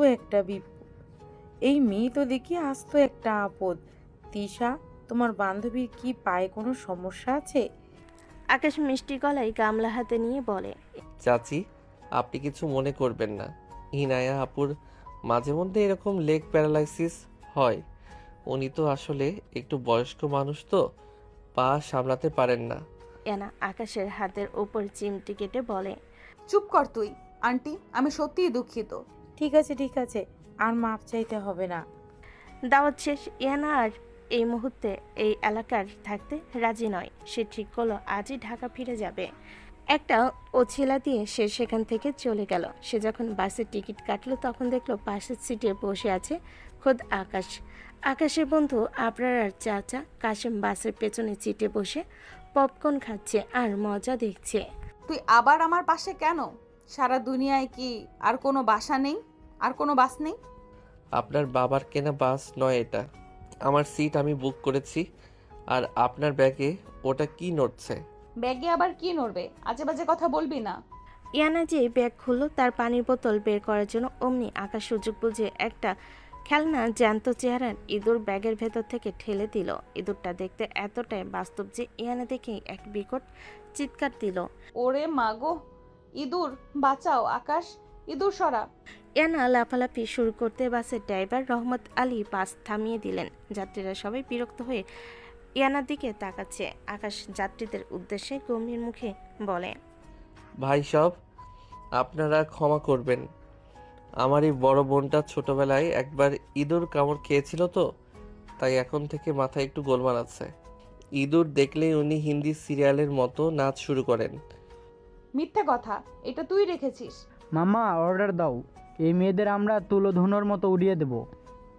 আহারে ইনায়া আপু, আকাশ তো আপনার ভালোই চাই, আপনি কেন সবসময় ওকে ভুল বোঝেন? এসবের মধ্য দিয়ে বাসের যাত্রা শেষ হলো ঢাকার স্টেশনে। রাত তখন ৩টা। আকাশ আর ইয়ানা দুজনেই দাঁড়িয়ে আছে রিকশার অপেক্ষায়, চারপাশ শুনশান। আকাশে চাঁদ উঠেছে, কিন্তু তাদের মেজাজ তখনও আগুনের মতো। ইয়ানা তার সুটকেস টেনে সামনের দিকে এগুচ্ছে। শোনো বুড়ি আপু, বাসে যে চিৎকারটা দিলে না, ওটা দিয়ে অনায়াসে একটা হরর মুভি বানানো যেত। তোমার এই দজ্জালপনা দেখে কোনো জিশান তো দূরের কথা, কোনো এলিয়েনও তোমাকে বিয়ে করবে না। আবার তোর এই শয়তানি দেখে কোনো মেয়ে তোকে স্বামী হিসেবে নয়, বরং কাজের ছেলে হিসেবেও রাখবে না। তুই আস্ত একটা জানোয়ার আকাশ। জানোয়ার বলেই তো তোমাকে বাসে সেই কোমর ধরাটা শিখিয়েছি। মনে রেখো, আমি আকাশ, তোমার মতো হাজারটা ইনায়াকে আমি পকেটে নিয়ে ঘুরি। তোর পকেটেই থাক, আমার ছায়া থেকেও তুই দূরে থাকবি কাল থেকে। আজমল সাহেবের মেয়ে আমি, তোর মতো জুনিয়রের সাথে আর কোনো সম্পর্ক নেই আমার। ইয়ানা একটা রিকশায় উঠে গটগট করে চলে গেল। আকাশ সেখানে দাঁড়িয়ে পকেট থেকে সেই খেলনা ইঁদুরটা বের করে হাসতে হাসতে আবরারের দিকে ছুড়ে দিল। পপি ফুপু থেকে শুরু করে রায়বাড়ির সবাই ভেবেছিল তাদের মধ্যে কোনো অনুভূতির জন্ম হবে, কিন্তু বাস্তব হলো তাদের এই ঘৃণা আর জেদ পাহাড়ের মতো শক্ত। বাজে সেই একই সিট থেকে শুরু করে তিশার শ্বশুরবাড়ির কাদা, সবখানে তারা একে অপরের শত্রু হিসেবেই রইল। ভালোবাসা, ওটা তো আকাশে পকেটে রাখা সেই খেলনা ইঁদুরের চেয়েও নকল তাদের কাছে। এদিকে আকাশের বাবা তারা চলে যাবার পর ভীষণ চটে আছেন। শোনো আকাশের মা, আকাশ বসে যে কাণ্ডটা করেছে আর ইনায়ার সাথে যেভাবে ঝগড়া করেছে, এটা কিন্তু আজমল সাহেবের কানে গেলে আমাদের মুখ দেখানোর জায়গা থাকবে না। সে তার মেয়েকে আমানত হিসেবে রেখে গিয়েছিল, আর আকাশ তাকে নোনা চা খাইয়ে বাথরুমে আটকে রাখছে শুনলাম।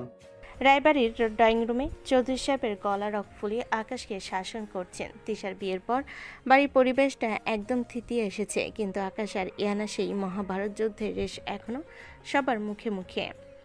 চৌধুরী ভাই, আপনি শুধু শুধু আকাশকে বকছেন। ইনা মেয়েটাও কি কম? বাপের বাড়িতে মা নেই বলে মাথায় চড়ে বসেছে। তিশার হলুদের দিন আকাশের পায়ে যেভাবে হিল জুতো দিয়ে পাড়া দিল, ছেলেটার তো দিন দিন ঘুরে হেঁটেছে। আমি তো বলি এদের দুজনকে একসাথে একটা ঘরে আটকে রাখলে কেউ আর জানতো বের হবে না। থাক ফুপি, আর আগুনে ঘি ঢালবেন না। ইনায় তো চলে গেছে ওর বাবার কাছে, আকাশও যাচ্ছে ওর সেমিস্টার শুরু হলে। আমি তো ভাবছি এই দুইজন আবার ঢাকায় গিয়ে নতুন কোনো অশান্তি পাকায় কিনা। ঢাকা শহরে জ্যাম আর ধুলোবলির মাঝে আকাশের জীবনটা যেন আবার নিজের ছন্দে ফিরে এলো। সে থাকে ধানমন্ডির একটা মেস বাসায় তার দুই বন্ধু আবরার আর সবুজের সাথে।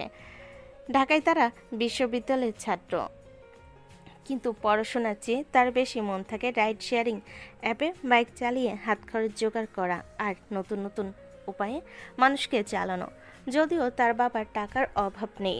মেসের বারান্দায় বসে আকাশ তার হেলমেট পরিষ্কার করছে আর আবরারের সাথে গল্প করছে। কিরে আকাশ, গ্রাম থেকে এসে তো তুই দেখি পুরাই বদলে গেলি।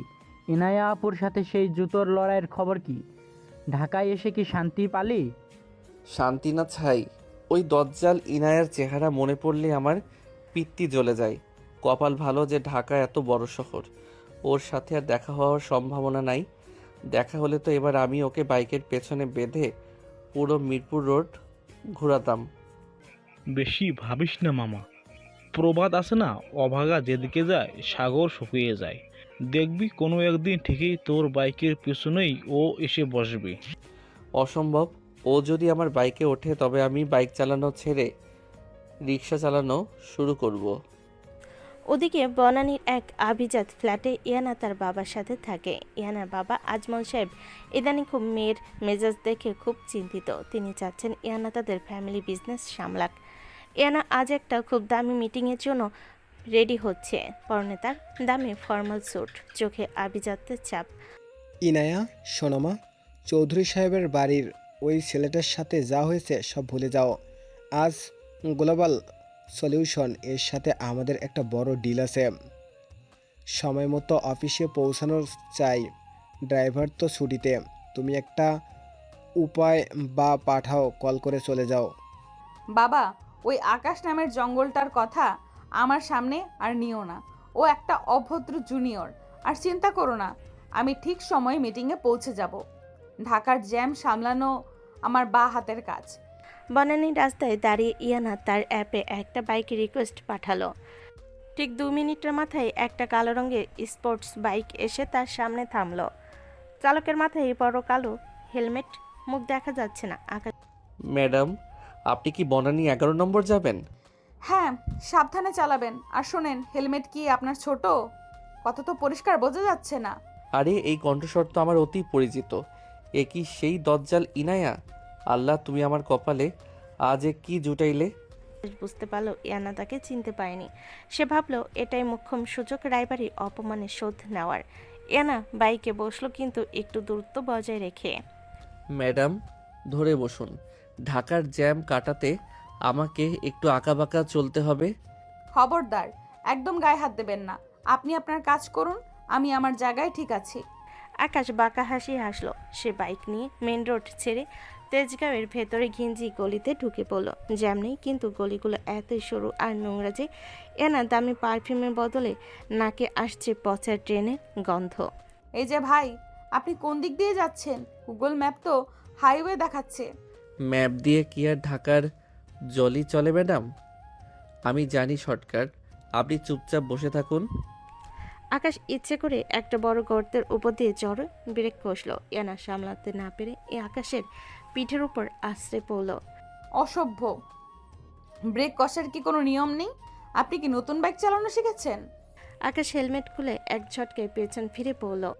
নতুন না বড়ি আপু, আমি তো আপনাকে বাসেও সেভ করেছি, আর আজ বাইকেও সেভ করলাম। ভাড়াটা কি এখন ডাবল দেবেন? আকাশ, তুই এখানে বাইক চালাচ্ছিস কেন? আর তুই আমাকে বনানী না নিয়ে তেজগাঁওয়ের ভাগাড়ে নিয়ে আসলি কেন? কারণ আপনার মতো দজ্জালদের জন্য বনানী নয়, ভাগাড়ই সেরা গন্তব্য। নামুন আমার বাইক থেকে। আপনার এই ভারী শরীর নিয়ে বাইক চালানো মানে টায়ারের আয়ু কমানো। মিথ্যেবাদী! তুই ইচ্ছে করে এটা করেছিস। আমার মিটিং আছে বনানীতে, তুই আমাকে এখানে নামিয়ে দিবি না। মিটিং কি আর হবে আপু? জ্যামে তো এখন পুরো তেজগাঁও ব্লক। আমি চললাম, আপনার রাইড আমি ক্যান্সেল করে দিচ্ছি। আকাশ ইয়ানাকে রাস্তার মাঝখানে ধুলোর মধ্যে রেখে বাইক ছুটিয়ে চলে গেল। ইয়ানা সেখানে দাঁড়িয়ে তার দামি স্যান্ডেল দিয়ে রাস্তায় ঢিল ছুটতে লাগলো। পরের দিন ইয়ানা জেদ করে তার বাবার এক বন্ধু মাল্টিন্যাশনাল কোম্পানিতে ইন্টারভিউ দিতে গেল। সে চায় না বাবার পরিচয়ে পরিচিত হতে। সে নিজেকে প্রমাণ করতে চায়। ইন্টারভিউ রুমের বাইরে বসে সে ফাইল গুজাচ্ছিল। ঠিক তখনই দেখলো এক চ্যাংড়া ছেলে ট্রাউজার আর টি শার্ট পরে কফি নিয়ে ভেতরে ঢুকছে। ছেলেটা পিঠের দিকে খুব পরিচিত। ইয়ানা ডাক পড়লো ভেতরে।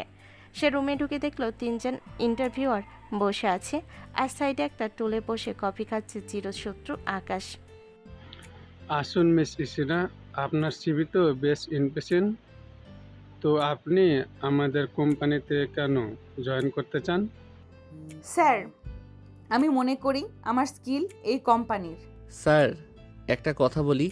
সিভি দেখে তো মনে হচ্ছে উনি খুব শান্ত, কিন্তু আসলে উনি বাসে আর রাস্তার মাঝখানে যে চিৎকার করেন, তাতে আমাদের অফিসের কাছের জানালাটাও কিন্তু 2 দিন ফেটে যাবে।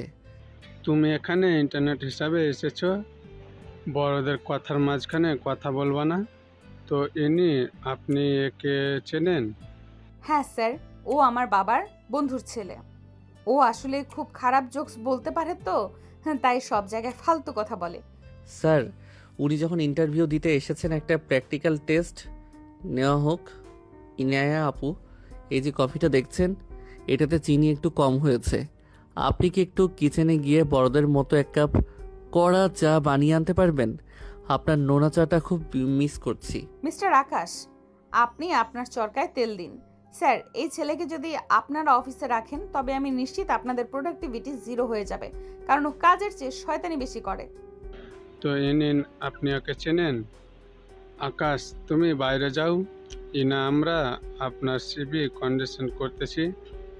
আকাশ বাইরে যাওয়ার সময় ইয়ানা সিবির উপর ইচ্ছে করে কফি কাপটা একটু কাত করে দিল। ইয়ানা সিবির অর্ধেক বেশি এখন কফি কালার হয়ে গেল।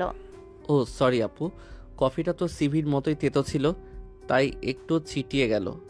বাই দ্য ওয়ে, আপনার ইন্টারভিউ কিন্তু দারুণ হয়েছে। ইয়ানার আগে ইন্টারভিউ রুমে আকাশের উপর ঝাঁপিয়ে পড়তে চাইল, কিন্তু মিস্টার জামানের ভয়ে নিজেকে সামলে নিল। ইন্টারভিউ শেষ করে বেরোনোর সময় আকাশ লিফটের সামনে দাঁড়িয়ে শীষ বাজাচ্ছে। তুই কি আমার পিছু ছাড়বি না আকাশ? পিছু আমি নেইনি আপু, ভাগ্য আমাদের বারবার মেলাচ্ছে। ঢাকার জ্যামে যেমন মুক্তি নাই, ইনায়ার জীবনে আকাশের উপস্থিতিতেও তেমন মুক্তি নাই। কাল থেকে যদি তোকে এই অফিসে দেখি, তবে আমি এই অফিসই কিনে নেব আর তোকে দিয়ে ফ্লোর মোছাবো। ফ্লোর মোছা তো পরের কথা, আগে নিজের সিভির কফি পরিষ্কার করুন। টাটা বুড়ি আপু। ঢাকা শহরের এই যান্ত্রিক জীবনে আকাশ আর ইয়ানা লড়ে এখন কর্পোরেট অফিস থেকে শুরু করে ঢাকার সরু গলি পর্যন্ত ছড়িয়ে পড়ল। কারোর মনে কারোর প্রতি মায়া নেই, আছে শুধু একে অপরকে অপদস্থ করার নেশা। আকাশ ভাবছে কিভাবে ইয়ানাকে অফিস থেকে তাড়ানো যায়, আর ইয়ানা ভাবছে কিভাবে আকাশকে বাবার কাছে পৌঁছানো যায়। ঢাকার আকাশ আজ মেঘলা, যেন নতুন কোনো ঝড়ের অপেক্ষা করছে।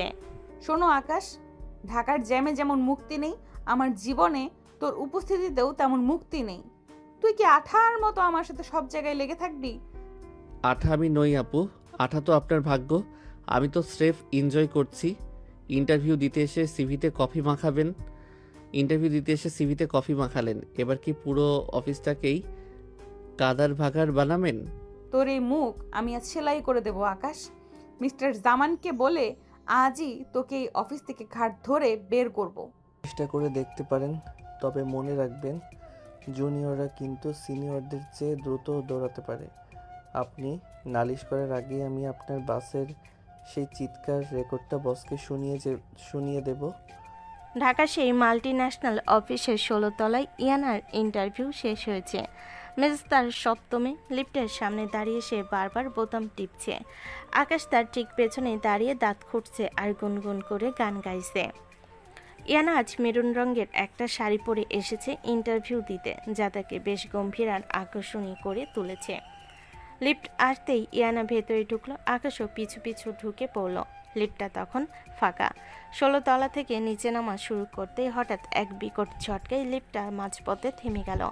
চারপাশ ঘুটঘুটে অন্ধকার, বিদ্যুৎ চলে গেছে আর জেনারেটরও ব্যাকআপ দিতে পারছে না। ইয়ানা ভয়ে চিৎকার করে, ওরে মাগো, এ কি হলো? আকাশ তুই কোথায়? লাইট জ্বলছে না কেন? আরে আপু, চিল্লাবেন না। জ্যামে তো রাস্তায় আটকে থাকেন, আজ না হয় লিফটে আটকালেন। একটু ধৈর্য ধরুন। ধৈর্য ধরবো মানে? আমি নিঃশ্বাস নিতে পারছি না, আমার কনস্ট্রোফোবিয়া আছে। আকাশ প্লিজ কিছু কর। ইয়ানা ভয়ে কাঁপতে কাঁপতে অন্ধকারের মাঝে আকাশের পাঞ্জাবি খামচে ধরল। তার শরীর কাঁপছে। আকাশ বুঝতে পারল ইয়ানা আসলেও প্যানিক অ্যাটাক করেছে। সে ইয়ানাকে শান্ত করে তার 2 কাঁধ ধরল। লিফটের ছোট্ট জায়গাটুকুতে বাতাসের অপপার দুজনের গায়ে তপ্ত নিঃশ্বাস পরিবেশটাকে ভারী করে তুলল। ইনায়া, শান্ত হন, আমি আছি তো, কিচ্ছু হবে না। আকাশে সেই গম্ভীর আর শান্ত কণ্ঠস্বর ইয়ানাকে কিছুটা স্থির করলো, কিন্তু অন্ধকারে সেই নীরবতায় ইয়ানা ভারসাম্য হারিয়ে আকাশের বুকের উপর আশ্রে পড়ল। ইয়ানার শাড়ির আঁচলটা খসে পড়েছে, তার মুখে এলোমেলো চুলগুলো আকাশের মুখে আশ্রে পড়ছে। অন্ধকারে ইয়ানার ভর্ত নিঃশ্বাস আর আকাশের শরীরের উষ্ণতা মিলেমিশে একাকার হয়ে গেল। আকাশ অনুভব করলো ইয়ানার নরম শরীরের স্পর্শ। তার পুরুষালী সত্তা হঠাৎ জেগে উঠল। সে ইয়ানার পিঠের উপর হাত রাখতেই ইয়ানা শিউরে উঠল, কিন্তু নিজেকে সরালো না। যেন এই অন্ধকার তাদের ভেতরের সব ঘৃণা ধুয়ে মুছে এক আদিম আকর্ষণে রূপ দিচ্ছে। আকাশের ঠোঁট ইয়ানার কানের কাছে গিয়ে ঠেকল। সে ফিসফিস করে বলল, আপনার গায়ে বেলি ফুলের গন্ধ কেন ইনায়া? ইয়ানা কোনো উত্তর দিতে পারল না, শুধু আকাশের শার্টের কলারটা আরো শক্ত করে ধরল। আকাশ এবার আর নিজেকে সামলাতে পারল না, সে ইয়ানার চিবুক ধরে মুখটা উঁচিয়ে ধরল। অন্ধকারে কারোর মুখ দেখা যাচ্ছে না, কিন্তু একে অপরের ঘ্রাণ আর উত্তাপ স্পষ্ট। আকাশের ঠোঁট যখন ইয়ানার ঠোঁটে স্পর্শ করলো তখন মনে হলো এক বিদ্যুৎ তরঙ্গ বয়ে গেল দুজনের মাঝে। প্রথমে হালকা, তারপর এক তীব্র উষ্ণতায় তারা একে অপরকে আঁকড়ে ধরল। শাড়ির ভাঁজ পেরিয়ে আকাশের উন্মুক্ত হাত যখন ইয়ানার উন্মুক্ত কোমরে স্পর্শ করলো, ইয়ানা মুখ দিয়ে একটা অস্পষ্ট শব্দ বেরিয়ে এলো। সে নিস্তব্ধ লিফটের ভেতর কেবল শোনা যাচ্ছিল দুজনে দ্রুত স্পন্দন আর ভারী শ্বাসের শব্দ। তাদের মধ্যকার বছরের পর বছর জমে থাকা রাগ যেন এক মুহূর্তে শারীরিক ঘনিষ্ঠতায় গলে জল হয়ে গেল। দীর্ঘক্ষণ তারা সেই মোহ আচ্ছন্নতায় ডুবে রইল, যা ছিল সম্পূর্ণ অপ্রত্যাশিত এবং অনাকাঙ্ক্ষিত। হঠাৎ করে লিফটের লাইট জ্বলে উঠল। যান্ত্রিক ঘরঘর শব্দে লিফট আবার নামতে শুরু করলো। আলো ঝলকানিতে দুজন ছিটকে দূরে সরে গেল। এনা দূরত্ব তার শাড়ির আঁচল ঠিক করলো। তার মুখ লজ্জায় আর অপমানে লাল হয়ে গেছে। আকাশের অবস্থা আরও খারাপ। সে ঘামছে আর লিফটের দেওয়ালের দিকে তাকিয়ে আছে। লিফট নিচে পৌঁছাতে দরজা খুলে গেল। তোর তোর সাহস কি করে হলো আমার গায়ে হাত দেওয়ার? তুই একটা সুযোগ সন্ধানে জানোয়ার আকাশ। আকাশ চেষ্টা করে স্বাভাবিক হওয়ার। সুযোগ আমি নেইনি আপু, আপনি নিজেই ভয়ে আমার উপর ঝাঁপিয়ে পড়ছিলেন। আমি তো জাস্ট আপনাকে শান্ত করার চেষ্টা করছিলাম। শান্ত করার এই পদ্ধতি? তুই একটা অসভ্য জুনিয়র। এই ঘটনার কথা যদি কেউ জানে, আমি তোকে জ্যান্ত পুঁতে ফেলবো। জানবে কে? আমি কি পাগল যে নিজের ইজ্জত নিজে হারাবো? আর শোনেন, মেরুন শাড়িতে আপনাকে মোটেও ভালো লাগছে না, একদম পেতনির মতো লাগছে। ইয়ানা আর এক মুহূর্ত না দাঁড়িয়ে লিফট থেকে বেরিয়ে হিলজুতোর খটখট শব্দে চলে গেল। আকাশ সেখানে দাঁড়িয়ে দীর্ঘশ্বাস ফেল। তার ঠোঁটে এখনো ইয়ানা লিপস্টিকের স্বাদ লেগে আছে। সে মনে মনে নিজেকেই গালি দিল। ধুর, আমি কি ওই দজ্জালটার প্রেমে পড়লাম নাকি? অসম্ভব। দুদিন পর ইয়ানা বসুন্ধরা সিটিতে কেনাকাটা করতে এসেছে নিজের মন ভালো করতে। একটা দামি ড্রেসের দোকানে সে একটা গাউন পছন্দ করলো। ঠিক তখনই পেছন থেকে কিলকিল করে হাসির শব্দ শোনা গেল। OMG আকাশ, দেখো এই আন্টিটা তো আমার পছন্দ করা ড্রেসটা ধরছে। এই কালারটা কি ওনাকে মানাবে? ইয়ানা তাকিয়ে দেখলো আকাশ তার এক অতি আধুনিক বান্ধবী নাতাশার সাথে দাঁড়িয়ে আছে। নাতাশা ছোট টপস আর জিন্স পরা, চুলে লাল হাইলাইট। আরে না নাতাশা, এই ড্রেসটা তোমার মতো স্লিম আর কিউট কারো জন্য। ইনায়া আপু তো এটা পরলে ট্রেনের ইঞ্জিন মনে হবে। আপু, আপনি বরং পাশের দোকানে গিয়ে কোনো ঢিলেঢালা ম্যাক্সি দেখুন। ইয়ানা আগুন দৃষ্টিতে নাশাতার দিকে তাকিয়ে বলে, ই যে নাতাশা নাকি পটাশিয়া, এই ড্রেসটা আমি পছন্দ করেছি। আর তোর এই পিচ্চি ফ্রেন্ডকে বলবি বড়দের মাঝখানে নাক না গলাতে। পিচ্ছি মানে? আকাশ আমার best friend, are you jealous? Jealous? আমি তোর এই শয়তান বন্ধুর জন্য? হাসালি। আকাশ, তুই কি এখন মেয়েদের ড্রেস সিলেকশন করে দিস? তা নাতাশার জন্য কি ন্যাপকিন সাইজের ড্রেস খুঁজছিস? ন্যাপকিন হোক আর যা হোক, আপনার মতো পর্দা তো আর পড়ছে না। নাতাশা চল এই দোকান থেকে, এখানে মেকআপের গন্ধে নিঃশ্বাস নেওয়া যাচ্ছে না। ইয়ানার আগে ড্রেসটা সরিয়ে দিয়ে কটকট করে বেরিয়ে এলো। লিফটে সেই ঘটনার পর আকাশকে দেখলে তার শরীরের ভেতর এক অদ্ভুত অস্বস্তি আর রাগ খেলা করে। এর পরের দিন তিশা আর শাফিন তড়িঘড়ি করে ঢাকা চলে এসেছে। তারা সবাইকে ধানমন্ডির এক নামি দামি রেস্টুরেন্টে ডিনারে ডেকেছে। সেখানে আকাশ, ইয়ানা, আবরার আর সারাও উপস্থিত। সবাই টেবিলের চারপাশ জুড়ে বসেছে।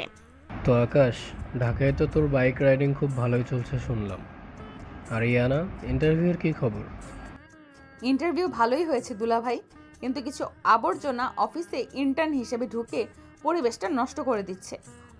আবর্জনা না আপু, ওটা হলো রিসাইকেল বিন। আমি তো শুধু আপনার সিভির ভুলগুলো ঠিক করে দিচ্ছিলাম। খাওয়া শেষে ইয়ানা একটা সুযোগ খুঁজছিল আকাশকে জব্দ করার। সে দেখলো আকাশের মানিব্যাগটা তার পকেট থেকে অর্ধেক বেরিয়ে আছে। ইয়ানা কৌশলে মানিব্যাগ সরিয়ে ওয়েটারের হাতে ধরিয়ে দিয়ে বলল, ওই যে ছেলেটা বসে আছে, উনি সবার বিল দেবেন আর বকশিসটাও ওনার মানিব্যাগ থেকে কেটে রাখুন। আরে আমিই দিব।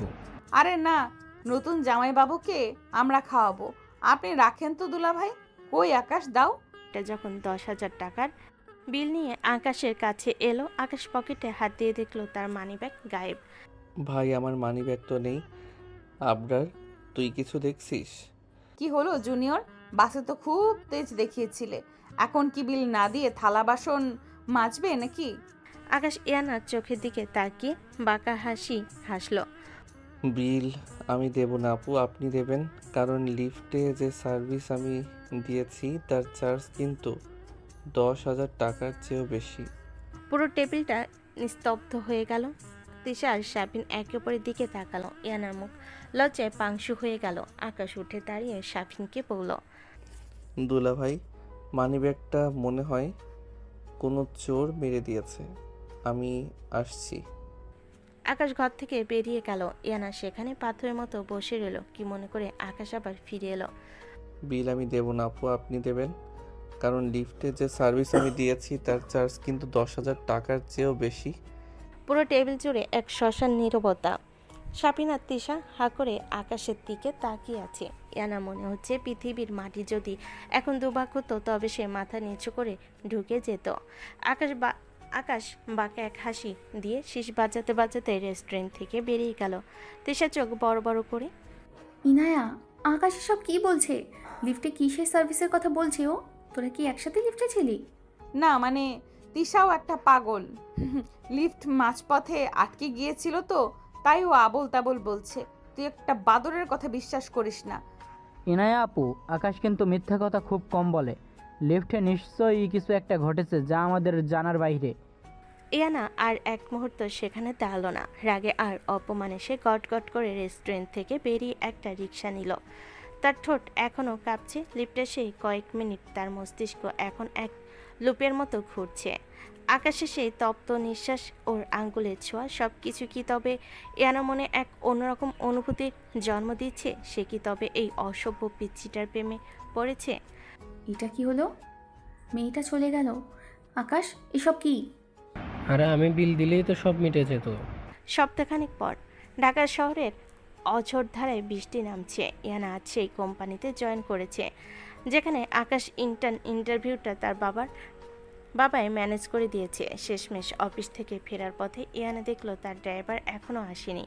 সে অফিসের নিচে শেডের নিচে দাঁড়িয়ে আছে। ঠিক তখনই কালো বাইক নিয়ে আকাশ তার সামনে এসে ব্রেক কষল। কিরে বুড়ি আপু, বৃষ্টিতে ভিজে কি এখন স্ট্যাচু অফ লিবার্টি হওয়ার শখ হয়েছে? ড্রাইভার তো জ্যামে আটকা, চাইলে লিফট নিতে পারেন। তবে এবার কিন্তু কোমর ধরলে আমি সার্ভিস চার্জ নেব না।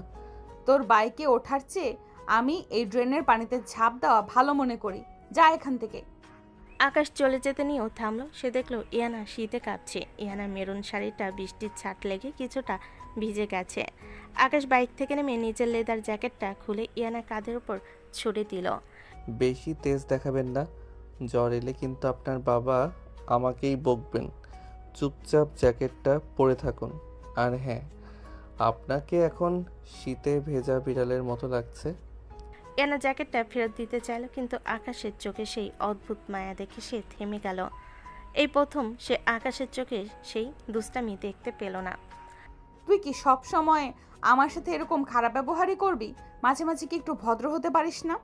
আকাশ ইয়ানার খুব কাছে গিয়ে বলে, ভদ্রতা তো তাদের জন্য যাদের সাথে আমার কোনো লেনদেন নেই। আপনার সাথে তো আমার সারা জীবনের হিসেব নিকেশ বাকি। ইনায়া আপু। আকাশের এই ইয়ানা আপু ডাকটা আজ ইয়ানার কানে কেমন জানি সুরের মতো শোনালো। সে জ্যাকেটটা জড়িয়ে নিয়ে বাইকের পেছনে বসলো। বৃষ্টির ঝাপটায় আকাশ বাইক চালাচ্ছে আর ইয়ানা খুব শব্দপনে আকাশের শার্টের পেছনের অংশটা ধরে আছে। রোমাঞ্চ নয়, কিন্তু এক অজানা প্রশান্তি দুজনের মাঝে কাজ করছে। অফিসে ইয়ানা আর আকাশ এখন একই টিমে কাজ করছে। আকাশ যদিও ইন্টার্ন, কিন্তু তার কাজের আইডিয়াগুলো চমৎকার। একদিন দুপুরে অফিসের ক্যাফেটেরিয়ায় ইয়ানা একাই কফি খাচ্ছিল। নাতাশা তখন আকাশের হাত ধরে সেখানে ঢুকলো। আকাশ দেখো, ওই ওল্ড ফ্যাশন মেয়েটা আজকেও সেই লম্বা শাড়ি পরে এসেছে। ওর কি স্টাইল সেন্স বলে কিছুই নেই। আকাশ দেখলো ইয়ানার মুখটা ভার হয়ে গেল। সে নাতাশার হাতটা ঝটকা দিয়ে সরিয়ে দিল। নাতাশা, শাড়ি হলো বাঙালির আভিজাত্য, আর যাকে তুমি ওল্ড ফ্যাশনড বলছো সে কিন্তু এই অফিসের নতুন প্রজেক্ট লিডার।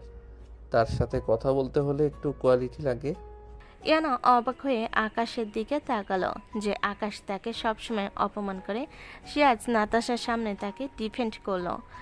ইয়ানা বুকের ভেতর এক পশলা বৃষ্টি হয়ে গেল। সে তার কফির মগটা নিয়ে আকাশের কাছে এগিয়ে এলো। আকাশ, এই ফাইলটা একটু দেখো তো, প্রজেক্টের এই পার্টটা আমার মাথাতেই আসছে না।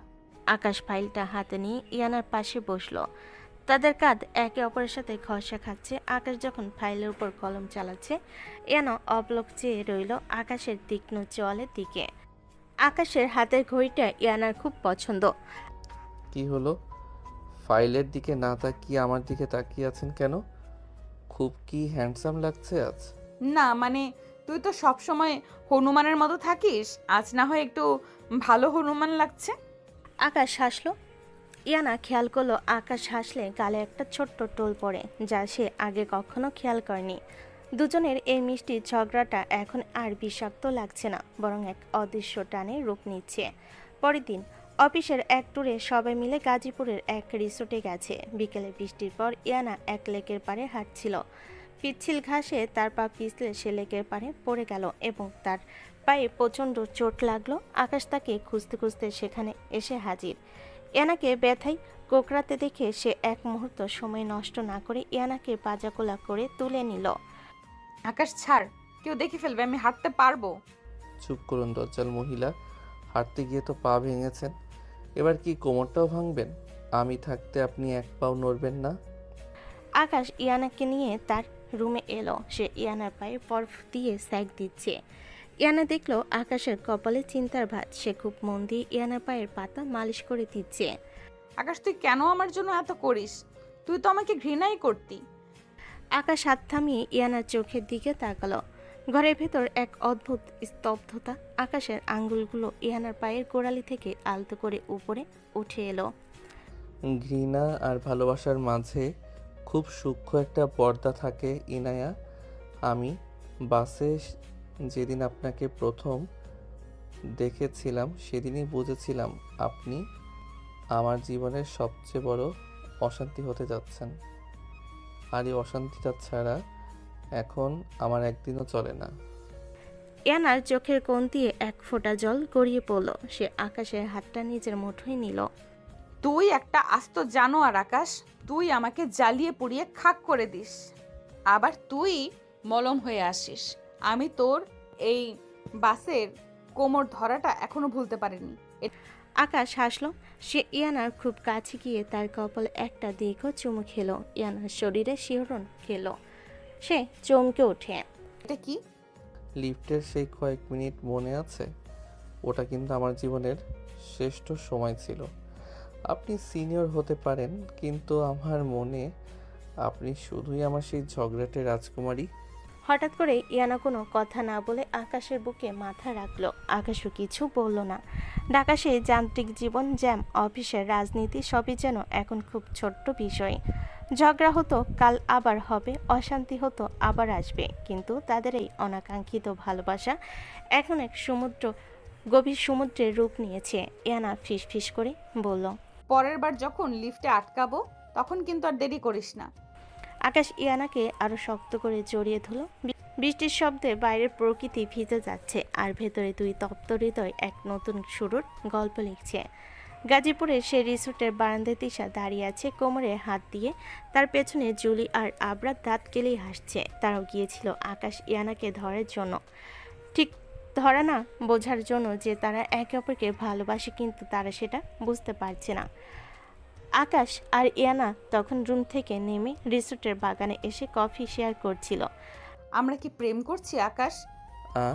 আকাশ কিছু বলতে যাবে, তার আগে তিশা আর জুলি হঠাৎ গিয়ে তাদের সামনে দাঁড়ায়। তাদের এই আশঙ্কিক আবির্ভাবে দুজনই বিষম খেলো। কিরে, ভালোই চলছে? এ কি আপু তোরা? তোদের প্রেম কাহিনী দেখতে এলাম। আরে কিসের কি? কে প্রেম করে? শোন আকাশ, তুই তোর বলা ওই দজ্জাল ইনায়ের কপালে চুমু খেয়েছিস, এটা আমি নিজের চোখে দেখেছি। এখন তুই অস্বীকার করবি? আমরা বাইনোকুলার লাগিয়ে দেখেছি। বাবা কি ডেঞ্জারাস! বাইনোকুলার সেট করে আমাদের রোমান্স দেখেছিস? ইয়ানা লজ্জায় লাল হয়ে আকাশকে পা দিয়ে লাথি মারে। তিশা, তুই ভুল দেখছিস। আকাশের চোখে কি যেন পড়েছিল, আমি দেখছিলাম। হ্যাঁ আপু, ইনায়া আপু তো আমার চক্ষু বিশেষজ্ঞ, চুমু টুমু কিছু না। মামা, মিথ্যে বলে লাভ নেই। লিফটের সেই সার্ভিস চার্জ থেকে শুরু করে রিসোর্টের সেই সেবা সবাই পাবলিক হয়ে গেছে। এখন সারেন্ডার কর। আকাশ আর ইয়ানা মনে মনে এখন দূর দূর ভয়। চৌধুরী সাহেব আর আজমল সাহেব যদি জানতে পারেন যে তাদের এই সাপে নেউলের সম্পর্ক এখনও চুপি চুপি প্রেমে, তবে তো তা লঙ্কাকাণ্ড ঘটে যাবে। ইয়ানা চটপট করে উঠে দাঁড়ালো। ওরা আমি চলি রে, কাজ আছে। আমিও যাই, আমারও কাজ আছে। দুজন কটকট করে দুদিকে চলে যায়। ভয় পাইছে। পাবে না আবার? তোমরা যা করতেছো বেচারার প্রেম কনফেস করতে গিয়েও করবে না। করবে করবে, সময় হলেই করবে। এইদিকে বাসায় যাওয়ার পর ইয়ানার বাবা তাকে বারবার কল করছে। সে ভয়ে বাবার ফোন ধরছে না। আর আকাশ ম্যাচে না গিয়ে বন্ধুর বাসায় গা ঢাকা দিচ্ছে। কিন্তু বিধাতা যা লিখে রাখেন তা খণ্ডা পেকে একদিন সন্ধ্যায় চৌধুরী সাহেব আর আজমল সাহেব স্বয়ং আকাশের ম্যাচে এসে হাজির, সাথে তিশা আর শাফিন। আকাশ ভয়ে সিটি এক কোণে দাঁড়িয়ে আছে। বাবা তোমরা কোথায় পালাচ্ছিস? তোকে যে পাচ্ছি না। না বাবা, এখানে একটু দরকার ছিল তাই। আকাশ, তুই নাকি ইনায়ের কপালে চুমু খেয়েছিস? আজমল ভাই আজ আমার কাছে নালিশ নিয়ে এসেছেন। আকাশ খুবই লজ্জা পায়, কারণ সে মোটেও ভাবেনি তার বাবা হুট করে এমন একটা কথা বলবে। শাফিন তিশা আবরারের উপর খুব রাগ হচ্ছে। এই মুহূর্তে কি জবাব দেবে বুঝতে পারছে না কোনো মতে। বাবা, ওটা আসলে বৃষ্টির দিন ছিল তো। আজমল সাহেব হঠাৎ হেসে উঠে আকাশকে জড়িয়ে ধরলেন। আরে পাগলা, ভয় পাচ্ছিস কেন? আমি তো চৌধুরীকে বললাম আমার মেয়েটা যা দজ্জাল, তোর এই গুন্ডা ছেলেটাকে ছাড়া ওকে কেউ সামলাতে পারবে না। আমরা তো আগে থেকেই এই মতলব করছিলাম, কিন্তু তাদের ঝগড়া দেখে সাহস পাইনি। ভাইয়া, আমরা সবাই সব জানতাম। তোদের ঝগড়ার আড়ালে যে কত প্রেম, সেটা কি আর আমাদের চোখে পড়ে না? আকাশ ভীষণ অবাক হলো। মানে কি তোমরা জানতে? মানে তোমরাই চাচ্ছিলাম এমন হোক? হ্যাঁ আমরা তো প্রথম থেকেই চাইছিলাম তোদের একটা প্রেম হোক। আহা, আমার বান্ধবী আর আমার ছোট ভাই, উফ কি কেমিস্ট্রি! ইস, বোনের বান্ধবী যখন বউ হয় তখন তাও আমার সিনিয়র, মজাই মজা। কিরে আকাশ, তোর তো রাজকপাল। ভয়ের মেঘ কেটে গিয়ে আনন্দের বৃষ্টি নামলো। আকাশের আর খুশি ধরে না। কখন যে কি হলো, কি থেকে কি হচ্ছে সে বুঝতে পারছে না। যে মেয়ে তাকে ঘৃণা করত সে এখন তার বউ হবে। ঠিক হলো আগামী মাসেই আকাশ আর ইয়ানার বিয়ে। ইয়ানা যখন এই খবর শুনলো সে খুশিতে কেঁদে ফেলল। আকাশ তাকে ফোন করে বলল, বুড়ি আপু, এবার কিন্তু চিরস্থায়ীভাবে বাথরুমে আটকে রাখার লাইসেন্স পেয়ে যাচ্ছি। কিছুদিন পর রায়বাড়ি আর আজমল সাহেবের বনানীর ফ্ল্যাট। দুই পরিবার মিলে রাজকীয় আয়োজনে বিয়ের পিড়িতে বসালো আকাশ আর ইয়ানাকে। লাল বেনারসিতে ইয়ানাকে দেখে আজ আর আকাশের মুখে কোনো গালি এলো না। সে অপলক চেয়ে রইল তার দাজ্জাল রানীর দিকে। বিয়ের সব নিয়মকানুন শেষে রাত যখন গভীর, ইয়ানাকে নিয়ে আসা হলো আকাশের সাজানো পাশের ঘরে। চারিদিকে বেলি আর রজনীগন্ধার তীব্র সুবাস। ইয়ানা বিছানার মাঝখানে বসে আছে, তার মাথা নিচু করা। আকাশ দরজা বন্ধ করে ধীরে ধীরে এগিয়ে এলো। তার পরনে সাদা সিল্কের পাঞ্জাবি। আকাশ ইয়ানা খুব কাছে বসে বলে, কি হলো? আজ কি বাসের সেই চর মারার টেস্টটা নেই, নাকি বাসর রাতে ভয় পাচ্ছেন? আকাশ, চুপ করবি? আজ অন্তত ঝগড়া করিস না। ঝগড়া তো অনেক হলো ইনায়া, আজ শুধু অনুভূতির হিসেব হবে। আকাশ ইয়ানার ঘোমটা সরিয়ে তার চিবুকটা আলতো করে উঁচিয়ে ধরল। ইয়ানার চোখে জল আর লজ্জা মিশে এক অদ্ভুত আভা তৈরি হয়েছে। আকাশ নিচু হয়ে ইয়ানার ঠোঁটে নিজের ঠোঁট রাখলো। একেবারে চুমুরটা লিপটে সে ভয়ের তো চুমুর মতো ছিল না, এটা ছিল অধিকার বোধের পরম তৃপ্তির। আকাশের হাত ইয়ানার বেনারসির আঁচল সরিয়ে দিল। ইয়ানার উন্মুক্ত কাঁধ আর পিঠের ওপর আকাশের উষ্ণ আঙ্গুল যখন খেলা করতে লাগলো, ইয়ানার মুখ দিয়ে একটা চাপা আর্তনাদ বেরিয়ে এলো। আকাশ তাকে বিছানায় শুয়ে দিল। ফুলের সুবাস আর দুজনের গায়ে তপ্ত গন্ধ মিলেমিশে বাসর ঘরটা যেন এক অন্য জগতের রূপ নিল। ইয়ানার রেশমি চুলের ভাঁজে আকাশের মুখ ডুবে গেল। সে ইয়ানার কানের লতি কামড়ে ধরে ফিসফিস করল, তুমি শুধু আমার ইনায়া। ইয়ানা আকাশকে আরও শক্ত করে জড়িয়ে ধরল। শাড়ির প্রতিটা ভাঁজ খুলে যাওয়ার সাথে সাথে দুজনের মধ্যকার দূরত্ব ঘুচে গেল। আকাশের পেশিবহুল শরীরের নিচে ইয়ানার নরম দেহটা যেন এক আদিম ছন্দে মাতোয়ারা হয়ে উঠল। তাদের শরীরের প্রতিটা ইঞ্চিতে আজ আগুনের উত্তপ। দীর্ঘক্ষণ ধরে চলা সেই নিবিড় শারীরিক ঘনিষ্ঠতায় তারা একে অপরকে নতুন করে আবিষ্কার করলো। বাসরাতে সেই পূর্ণতা তাদের জীবনে সব তিক্ততা আর ঝগড়াকে এক পরম শান্তিতে রূপ দিল। পরের দিন সকাল। আকাশ সূর্যের আলো জানালা দিয়ে এসে আকাশের চোখে পড়ছে। সে দেখল ইয়ানা তার বুকের ওপর মাথা রেখে গভীর ঘুমে আচ্ছন্ন। আকাশ তার চুলে হাত বুলালো। ইয়ানা চোখ খুলে আকাশকে দেখে মুচকি হাসলো। শোন আকাশ, কালকের সার্ভিসটা কিন্তু মন্দ ছিল না, তবে চাবুকটা কিন্তু আমার হাতেই থাকবে। কি রে, ঘুম থেকে উঠেই দজ্জালপনা শুরু? শোন বুড়ি, এখন থেকে তুই আমার অফিসের কলিগ নয়, আমার সারা জীবনের বস। কিন্তু মনে রাখিস, বসেরও কিন্তু মাঝে মাঝে ছোটদের দরকার হয়। অসভ্য জুনিয়র, যা আমার জন্য চা বানিয়ে নিয়ে আয়। এবার কিন্তু চিনি দিবি, লবণ দিলে খবর আছে। ঢাকার যানজট, বাসে সেই ব্রেক কষা, লিফটের অন্ধকার আর বিয়ের রাজকীয় আসর সবই যেন এক সুতোয় গেঁথে গেল। আকাশ আর ইয়ানার এই গল্পের ঝগড়া হয়তো থামবে না, কারণ ঝগড়াই তাদের ভালোবাসার ভাষা। কিন্তু ঝগড়ার আড়ালে এখন আছে এক গভীর অধিকার আর বিশ্বাস। রায়বাড়ির সেই গুন্ডা আর বনানী সেই দাজ্জাল মেয়েটি এখন একে অপরের পরম আশ্রয়। শোন আকাশ, কালকের সার্ভিসটা কিন্তু মন্দ ছিল না, তবে চাবুকটা কিন্তু আমার হাতেই থাকবে। আকাশের বুকের উপর শুয়ে থেকে আলতো করে ওর চিবুক টেনে ইয়ানা যখন কথাটি বলল, আকাশের মুখে তখন এক বিজয়ীর হাসি। জানালা দিয়ে আসা সকালের নরম রোদ ইয়ানার ভেজা চুলে আর পরে এক অদ্ভুত মায়া তৈরি করছে। আকাশ ইয়ানার কোমর জড়িয়ে ধরে নিজের আরও কাছে টেনে নিল। বছর শখ মেটাবো, আগে চাটা খেয়ে নাও। তবে মনে রেখো ইনায়া, কালকে রাতটা শুধু ট্রেলার ছিল, পুরো সিনেমা তো এখনো বাকি। বিয়ের এক সপ্তাহ পর তিশার সাফিনে চোরাচুরিতে এবং দুই পরিবারের সম্মতিতে আকাশ আর ইয়ানা গেল মধু চন্দ্রিমাই। গন্তব্য ছিল সাজেক ভ্যালি, পাহাড়ের চূড়ায় মেঘের রাজ্যে নিজেদের প্রথম একান্ত সময় কাটানো। বাসে সেই প্রথম দেখার তিক্ত স্মৃতি আর এখনকার সেই মধুর সম্পর্কের কথা ভেবে দুজনেই মনে মনে হাসছে। সাজেকের এক নির্জন রিসোর্ট, যেখান থেকে নিচে পাহাড়ের খাজে মেঘের আনাগোনা দেখা যায়। রাত তখন গভীর, বাইরে প্রচণ্ড ঠান্ডা আর কুয়াশা। কটেজের ভেতর লণ্ঠনের হালকা হলুদ আলো এক মায়াবী পরিবেশ তৈরি করেছে। আকাশ জানালার পাশে দাঁড়িয়েছিল। ইয়ানা পেছন থেকে এসে ওকে জড়িয়ে ধরল। ইয়ানা আকাশে পিঠে মুখ ঘষে বলে, কি ভাবছিস রে শয়তান জুনিয়র? মেঘ দেখে কি আবার বাসের সেই ব্রেক কষার কথা মনে পড়ছে? আকাশ ঘুরে ইয়ানাকে নিজের বাহুবন্দি করে।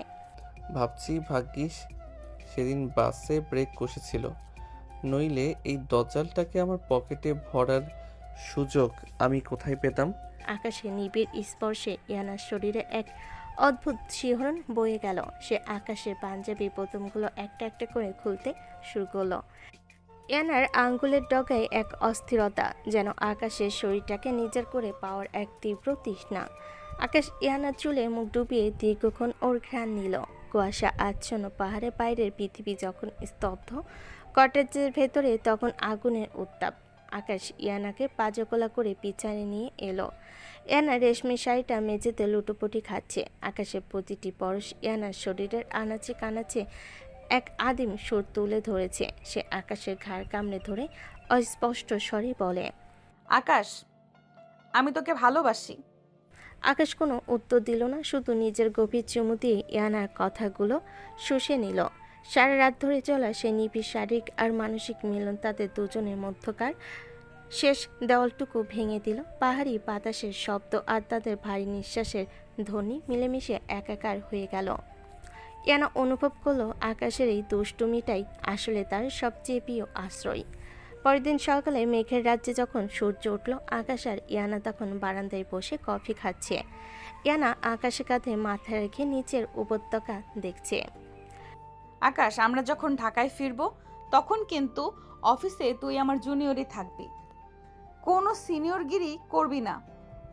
অফিসে জুনিয়র হতে পারি, কিন্তু বিছানায় আর বাসে আমি তোমার হিরো। আর হ্যাঁ, তোমার ওই নোনা চাটা কিন্তু মাঝে মধ্যে মিস করি। কাল সকালে কিন্তু একটা নোনা চা চাই। খবরদার, নোনা চা দিলে কিন্তু এবার লিফটে তোকে একাই আটকে রাখবো। মেঘেদের এই দেশ পাহাড়ের নির্জনতায় আকাশ আর ইয়ানা নিজেদের খুঁজে পেল এক নতুন করে।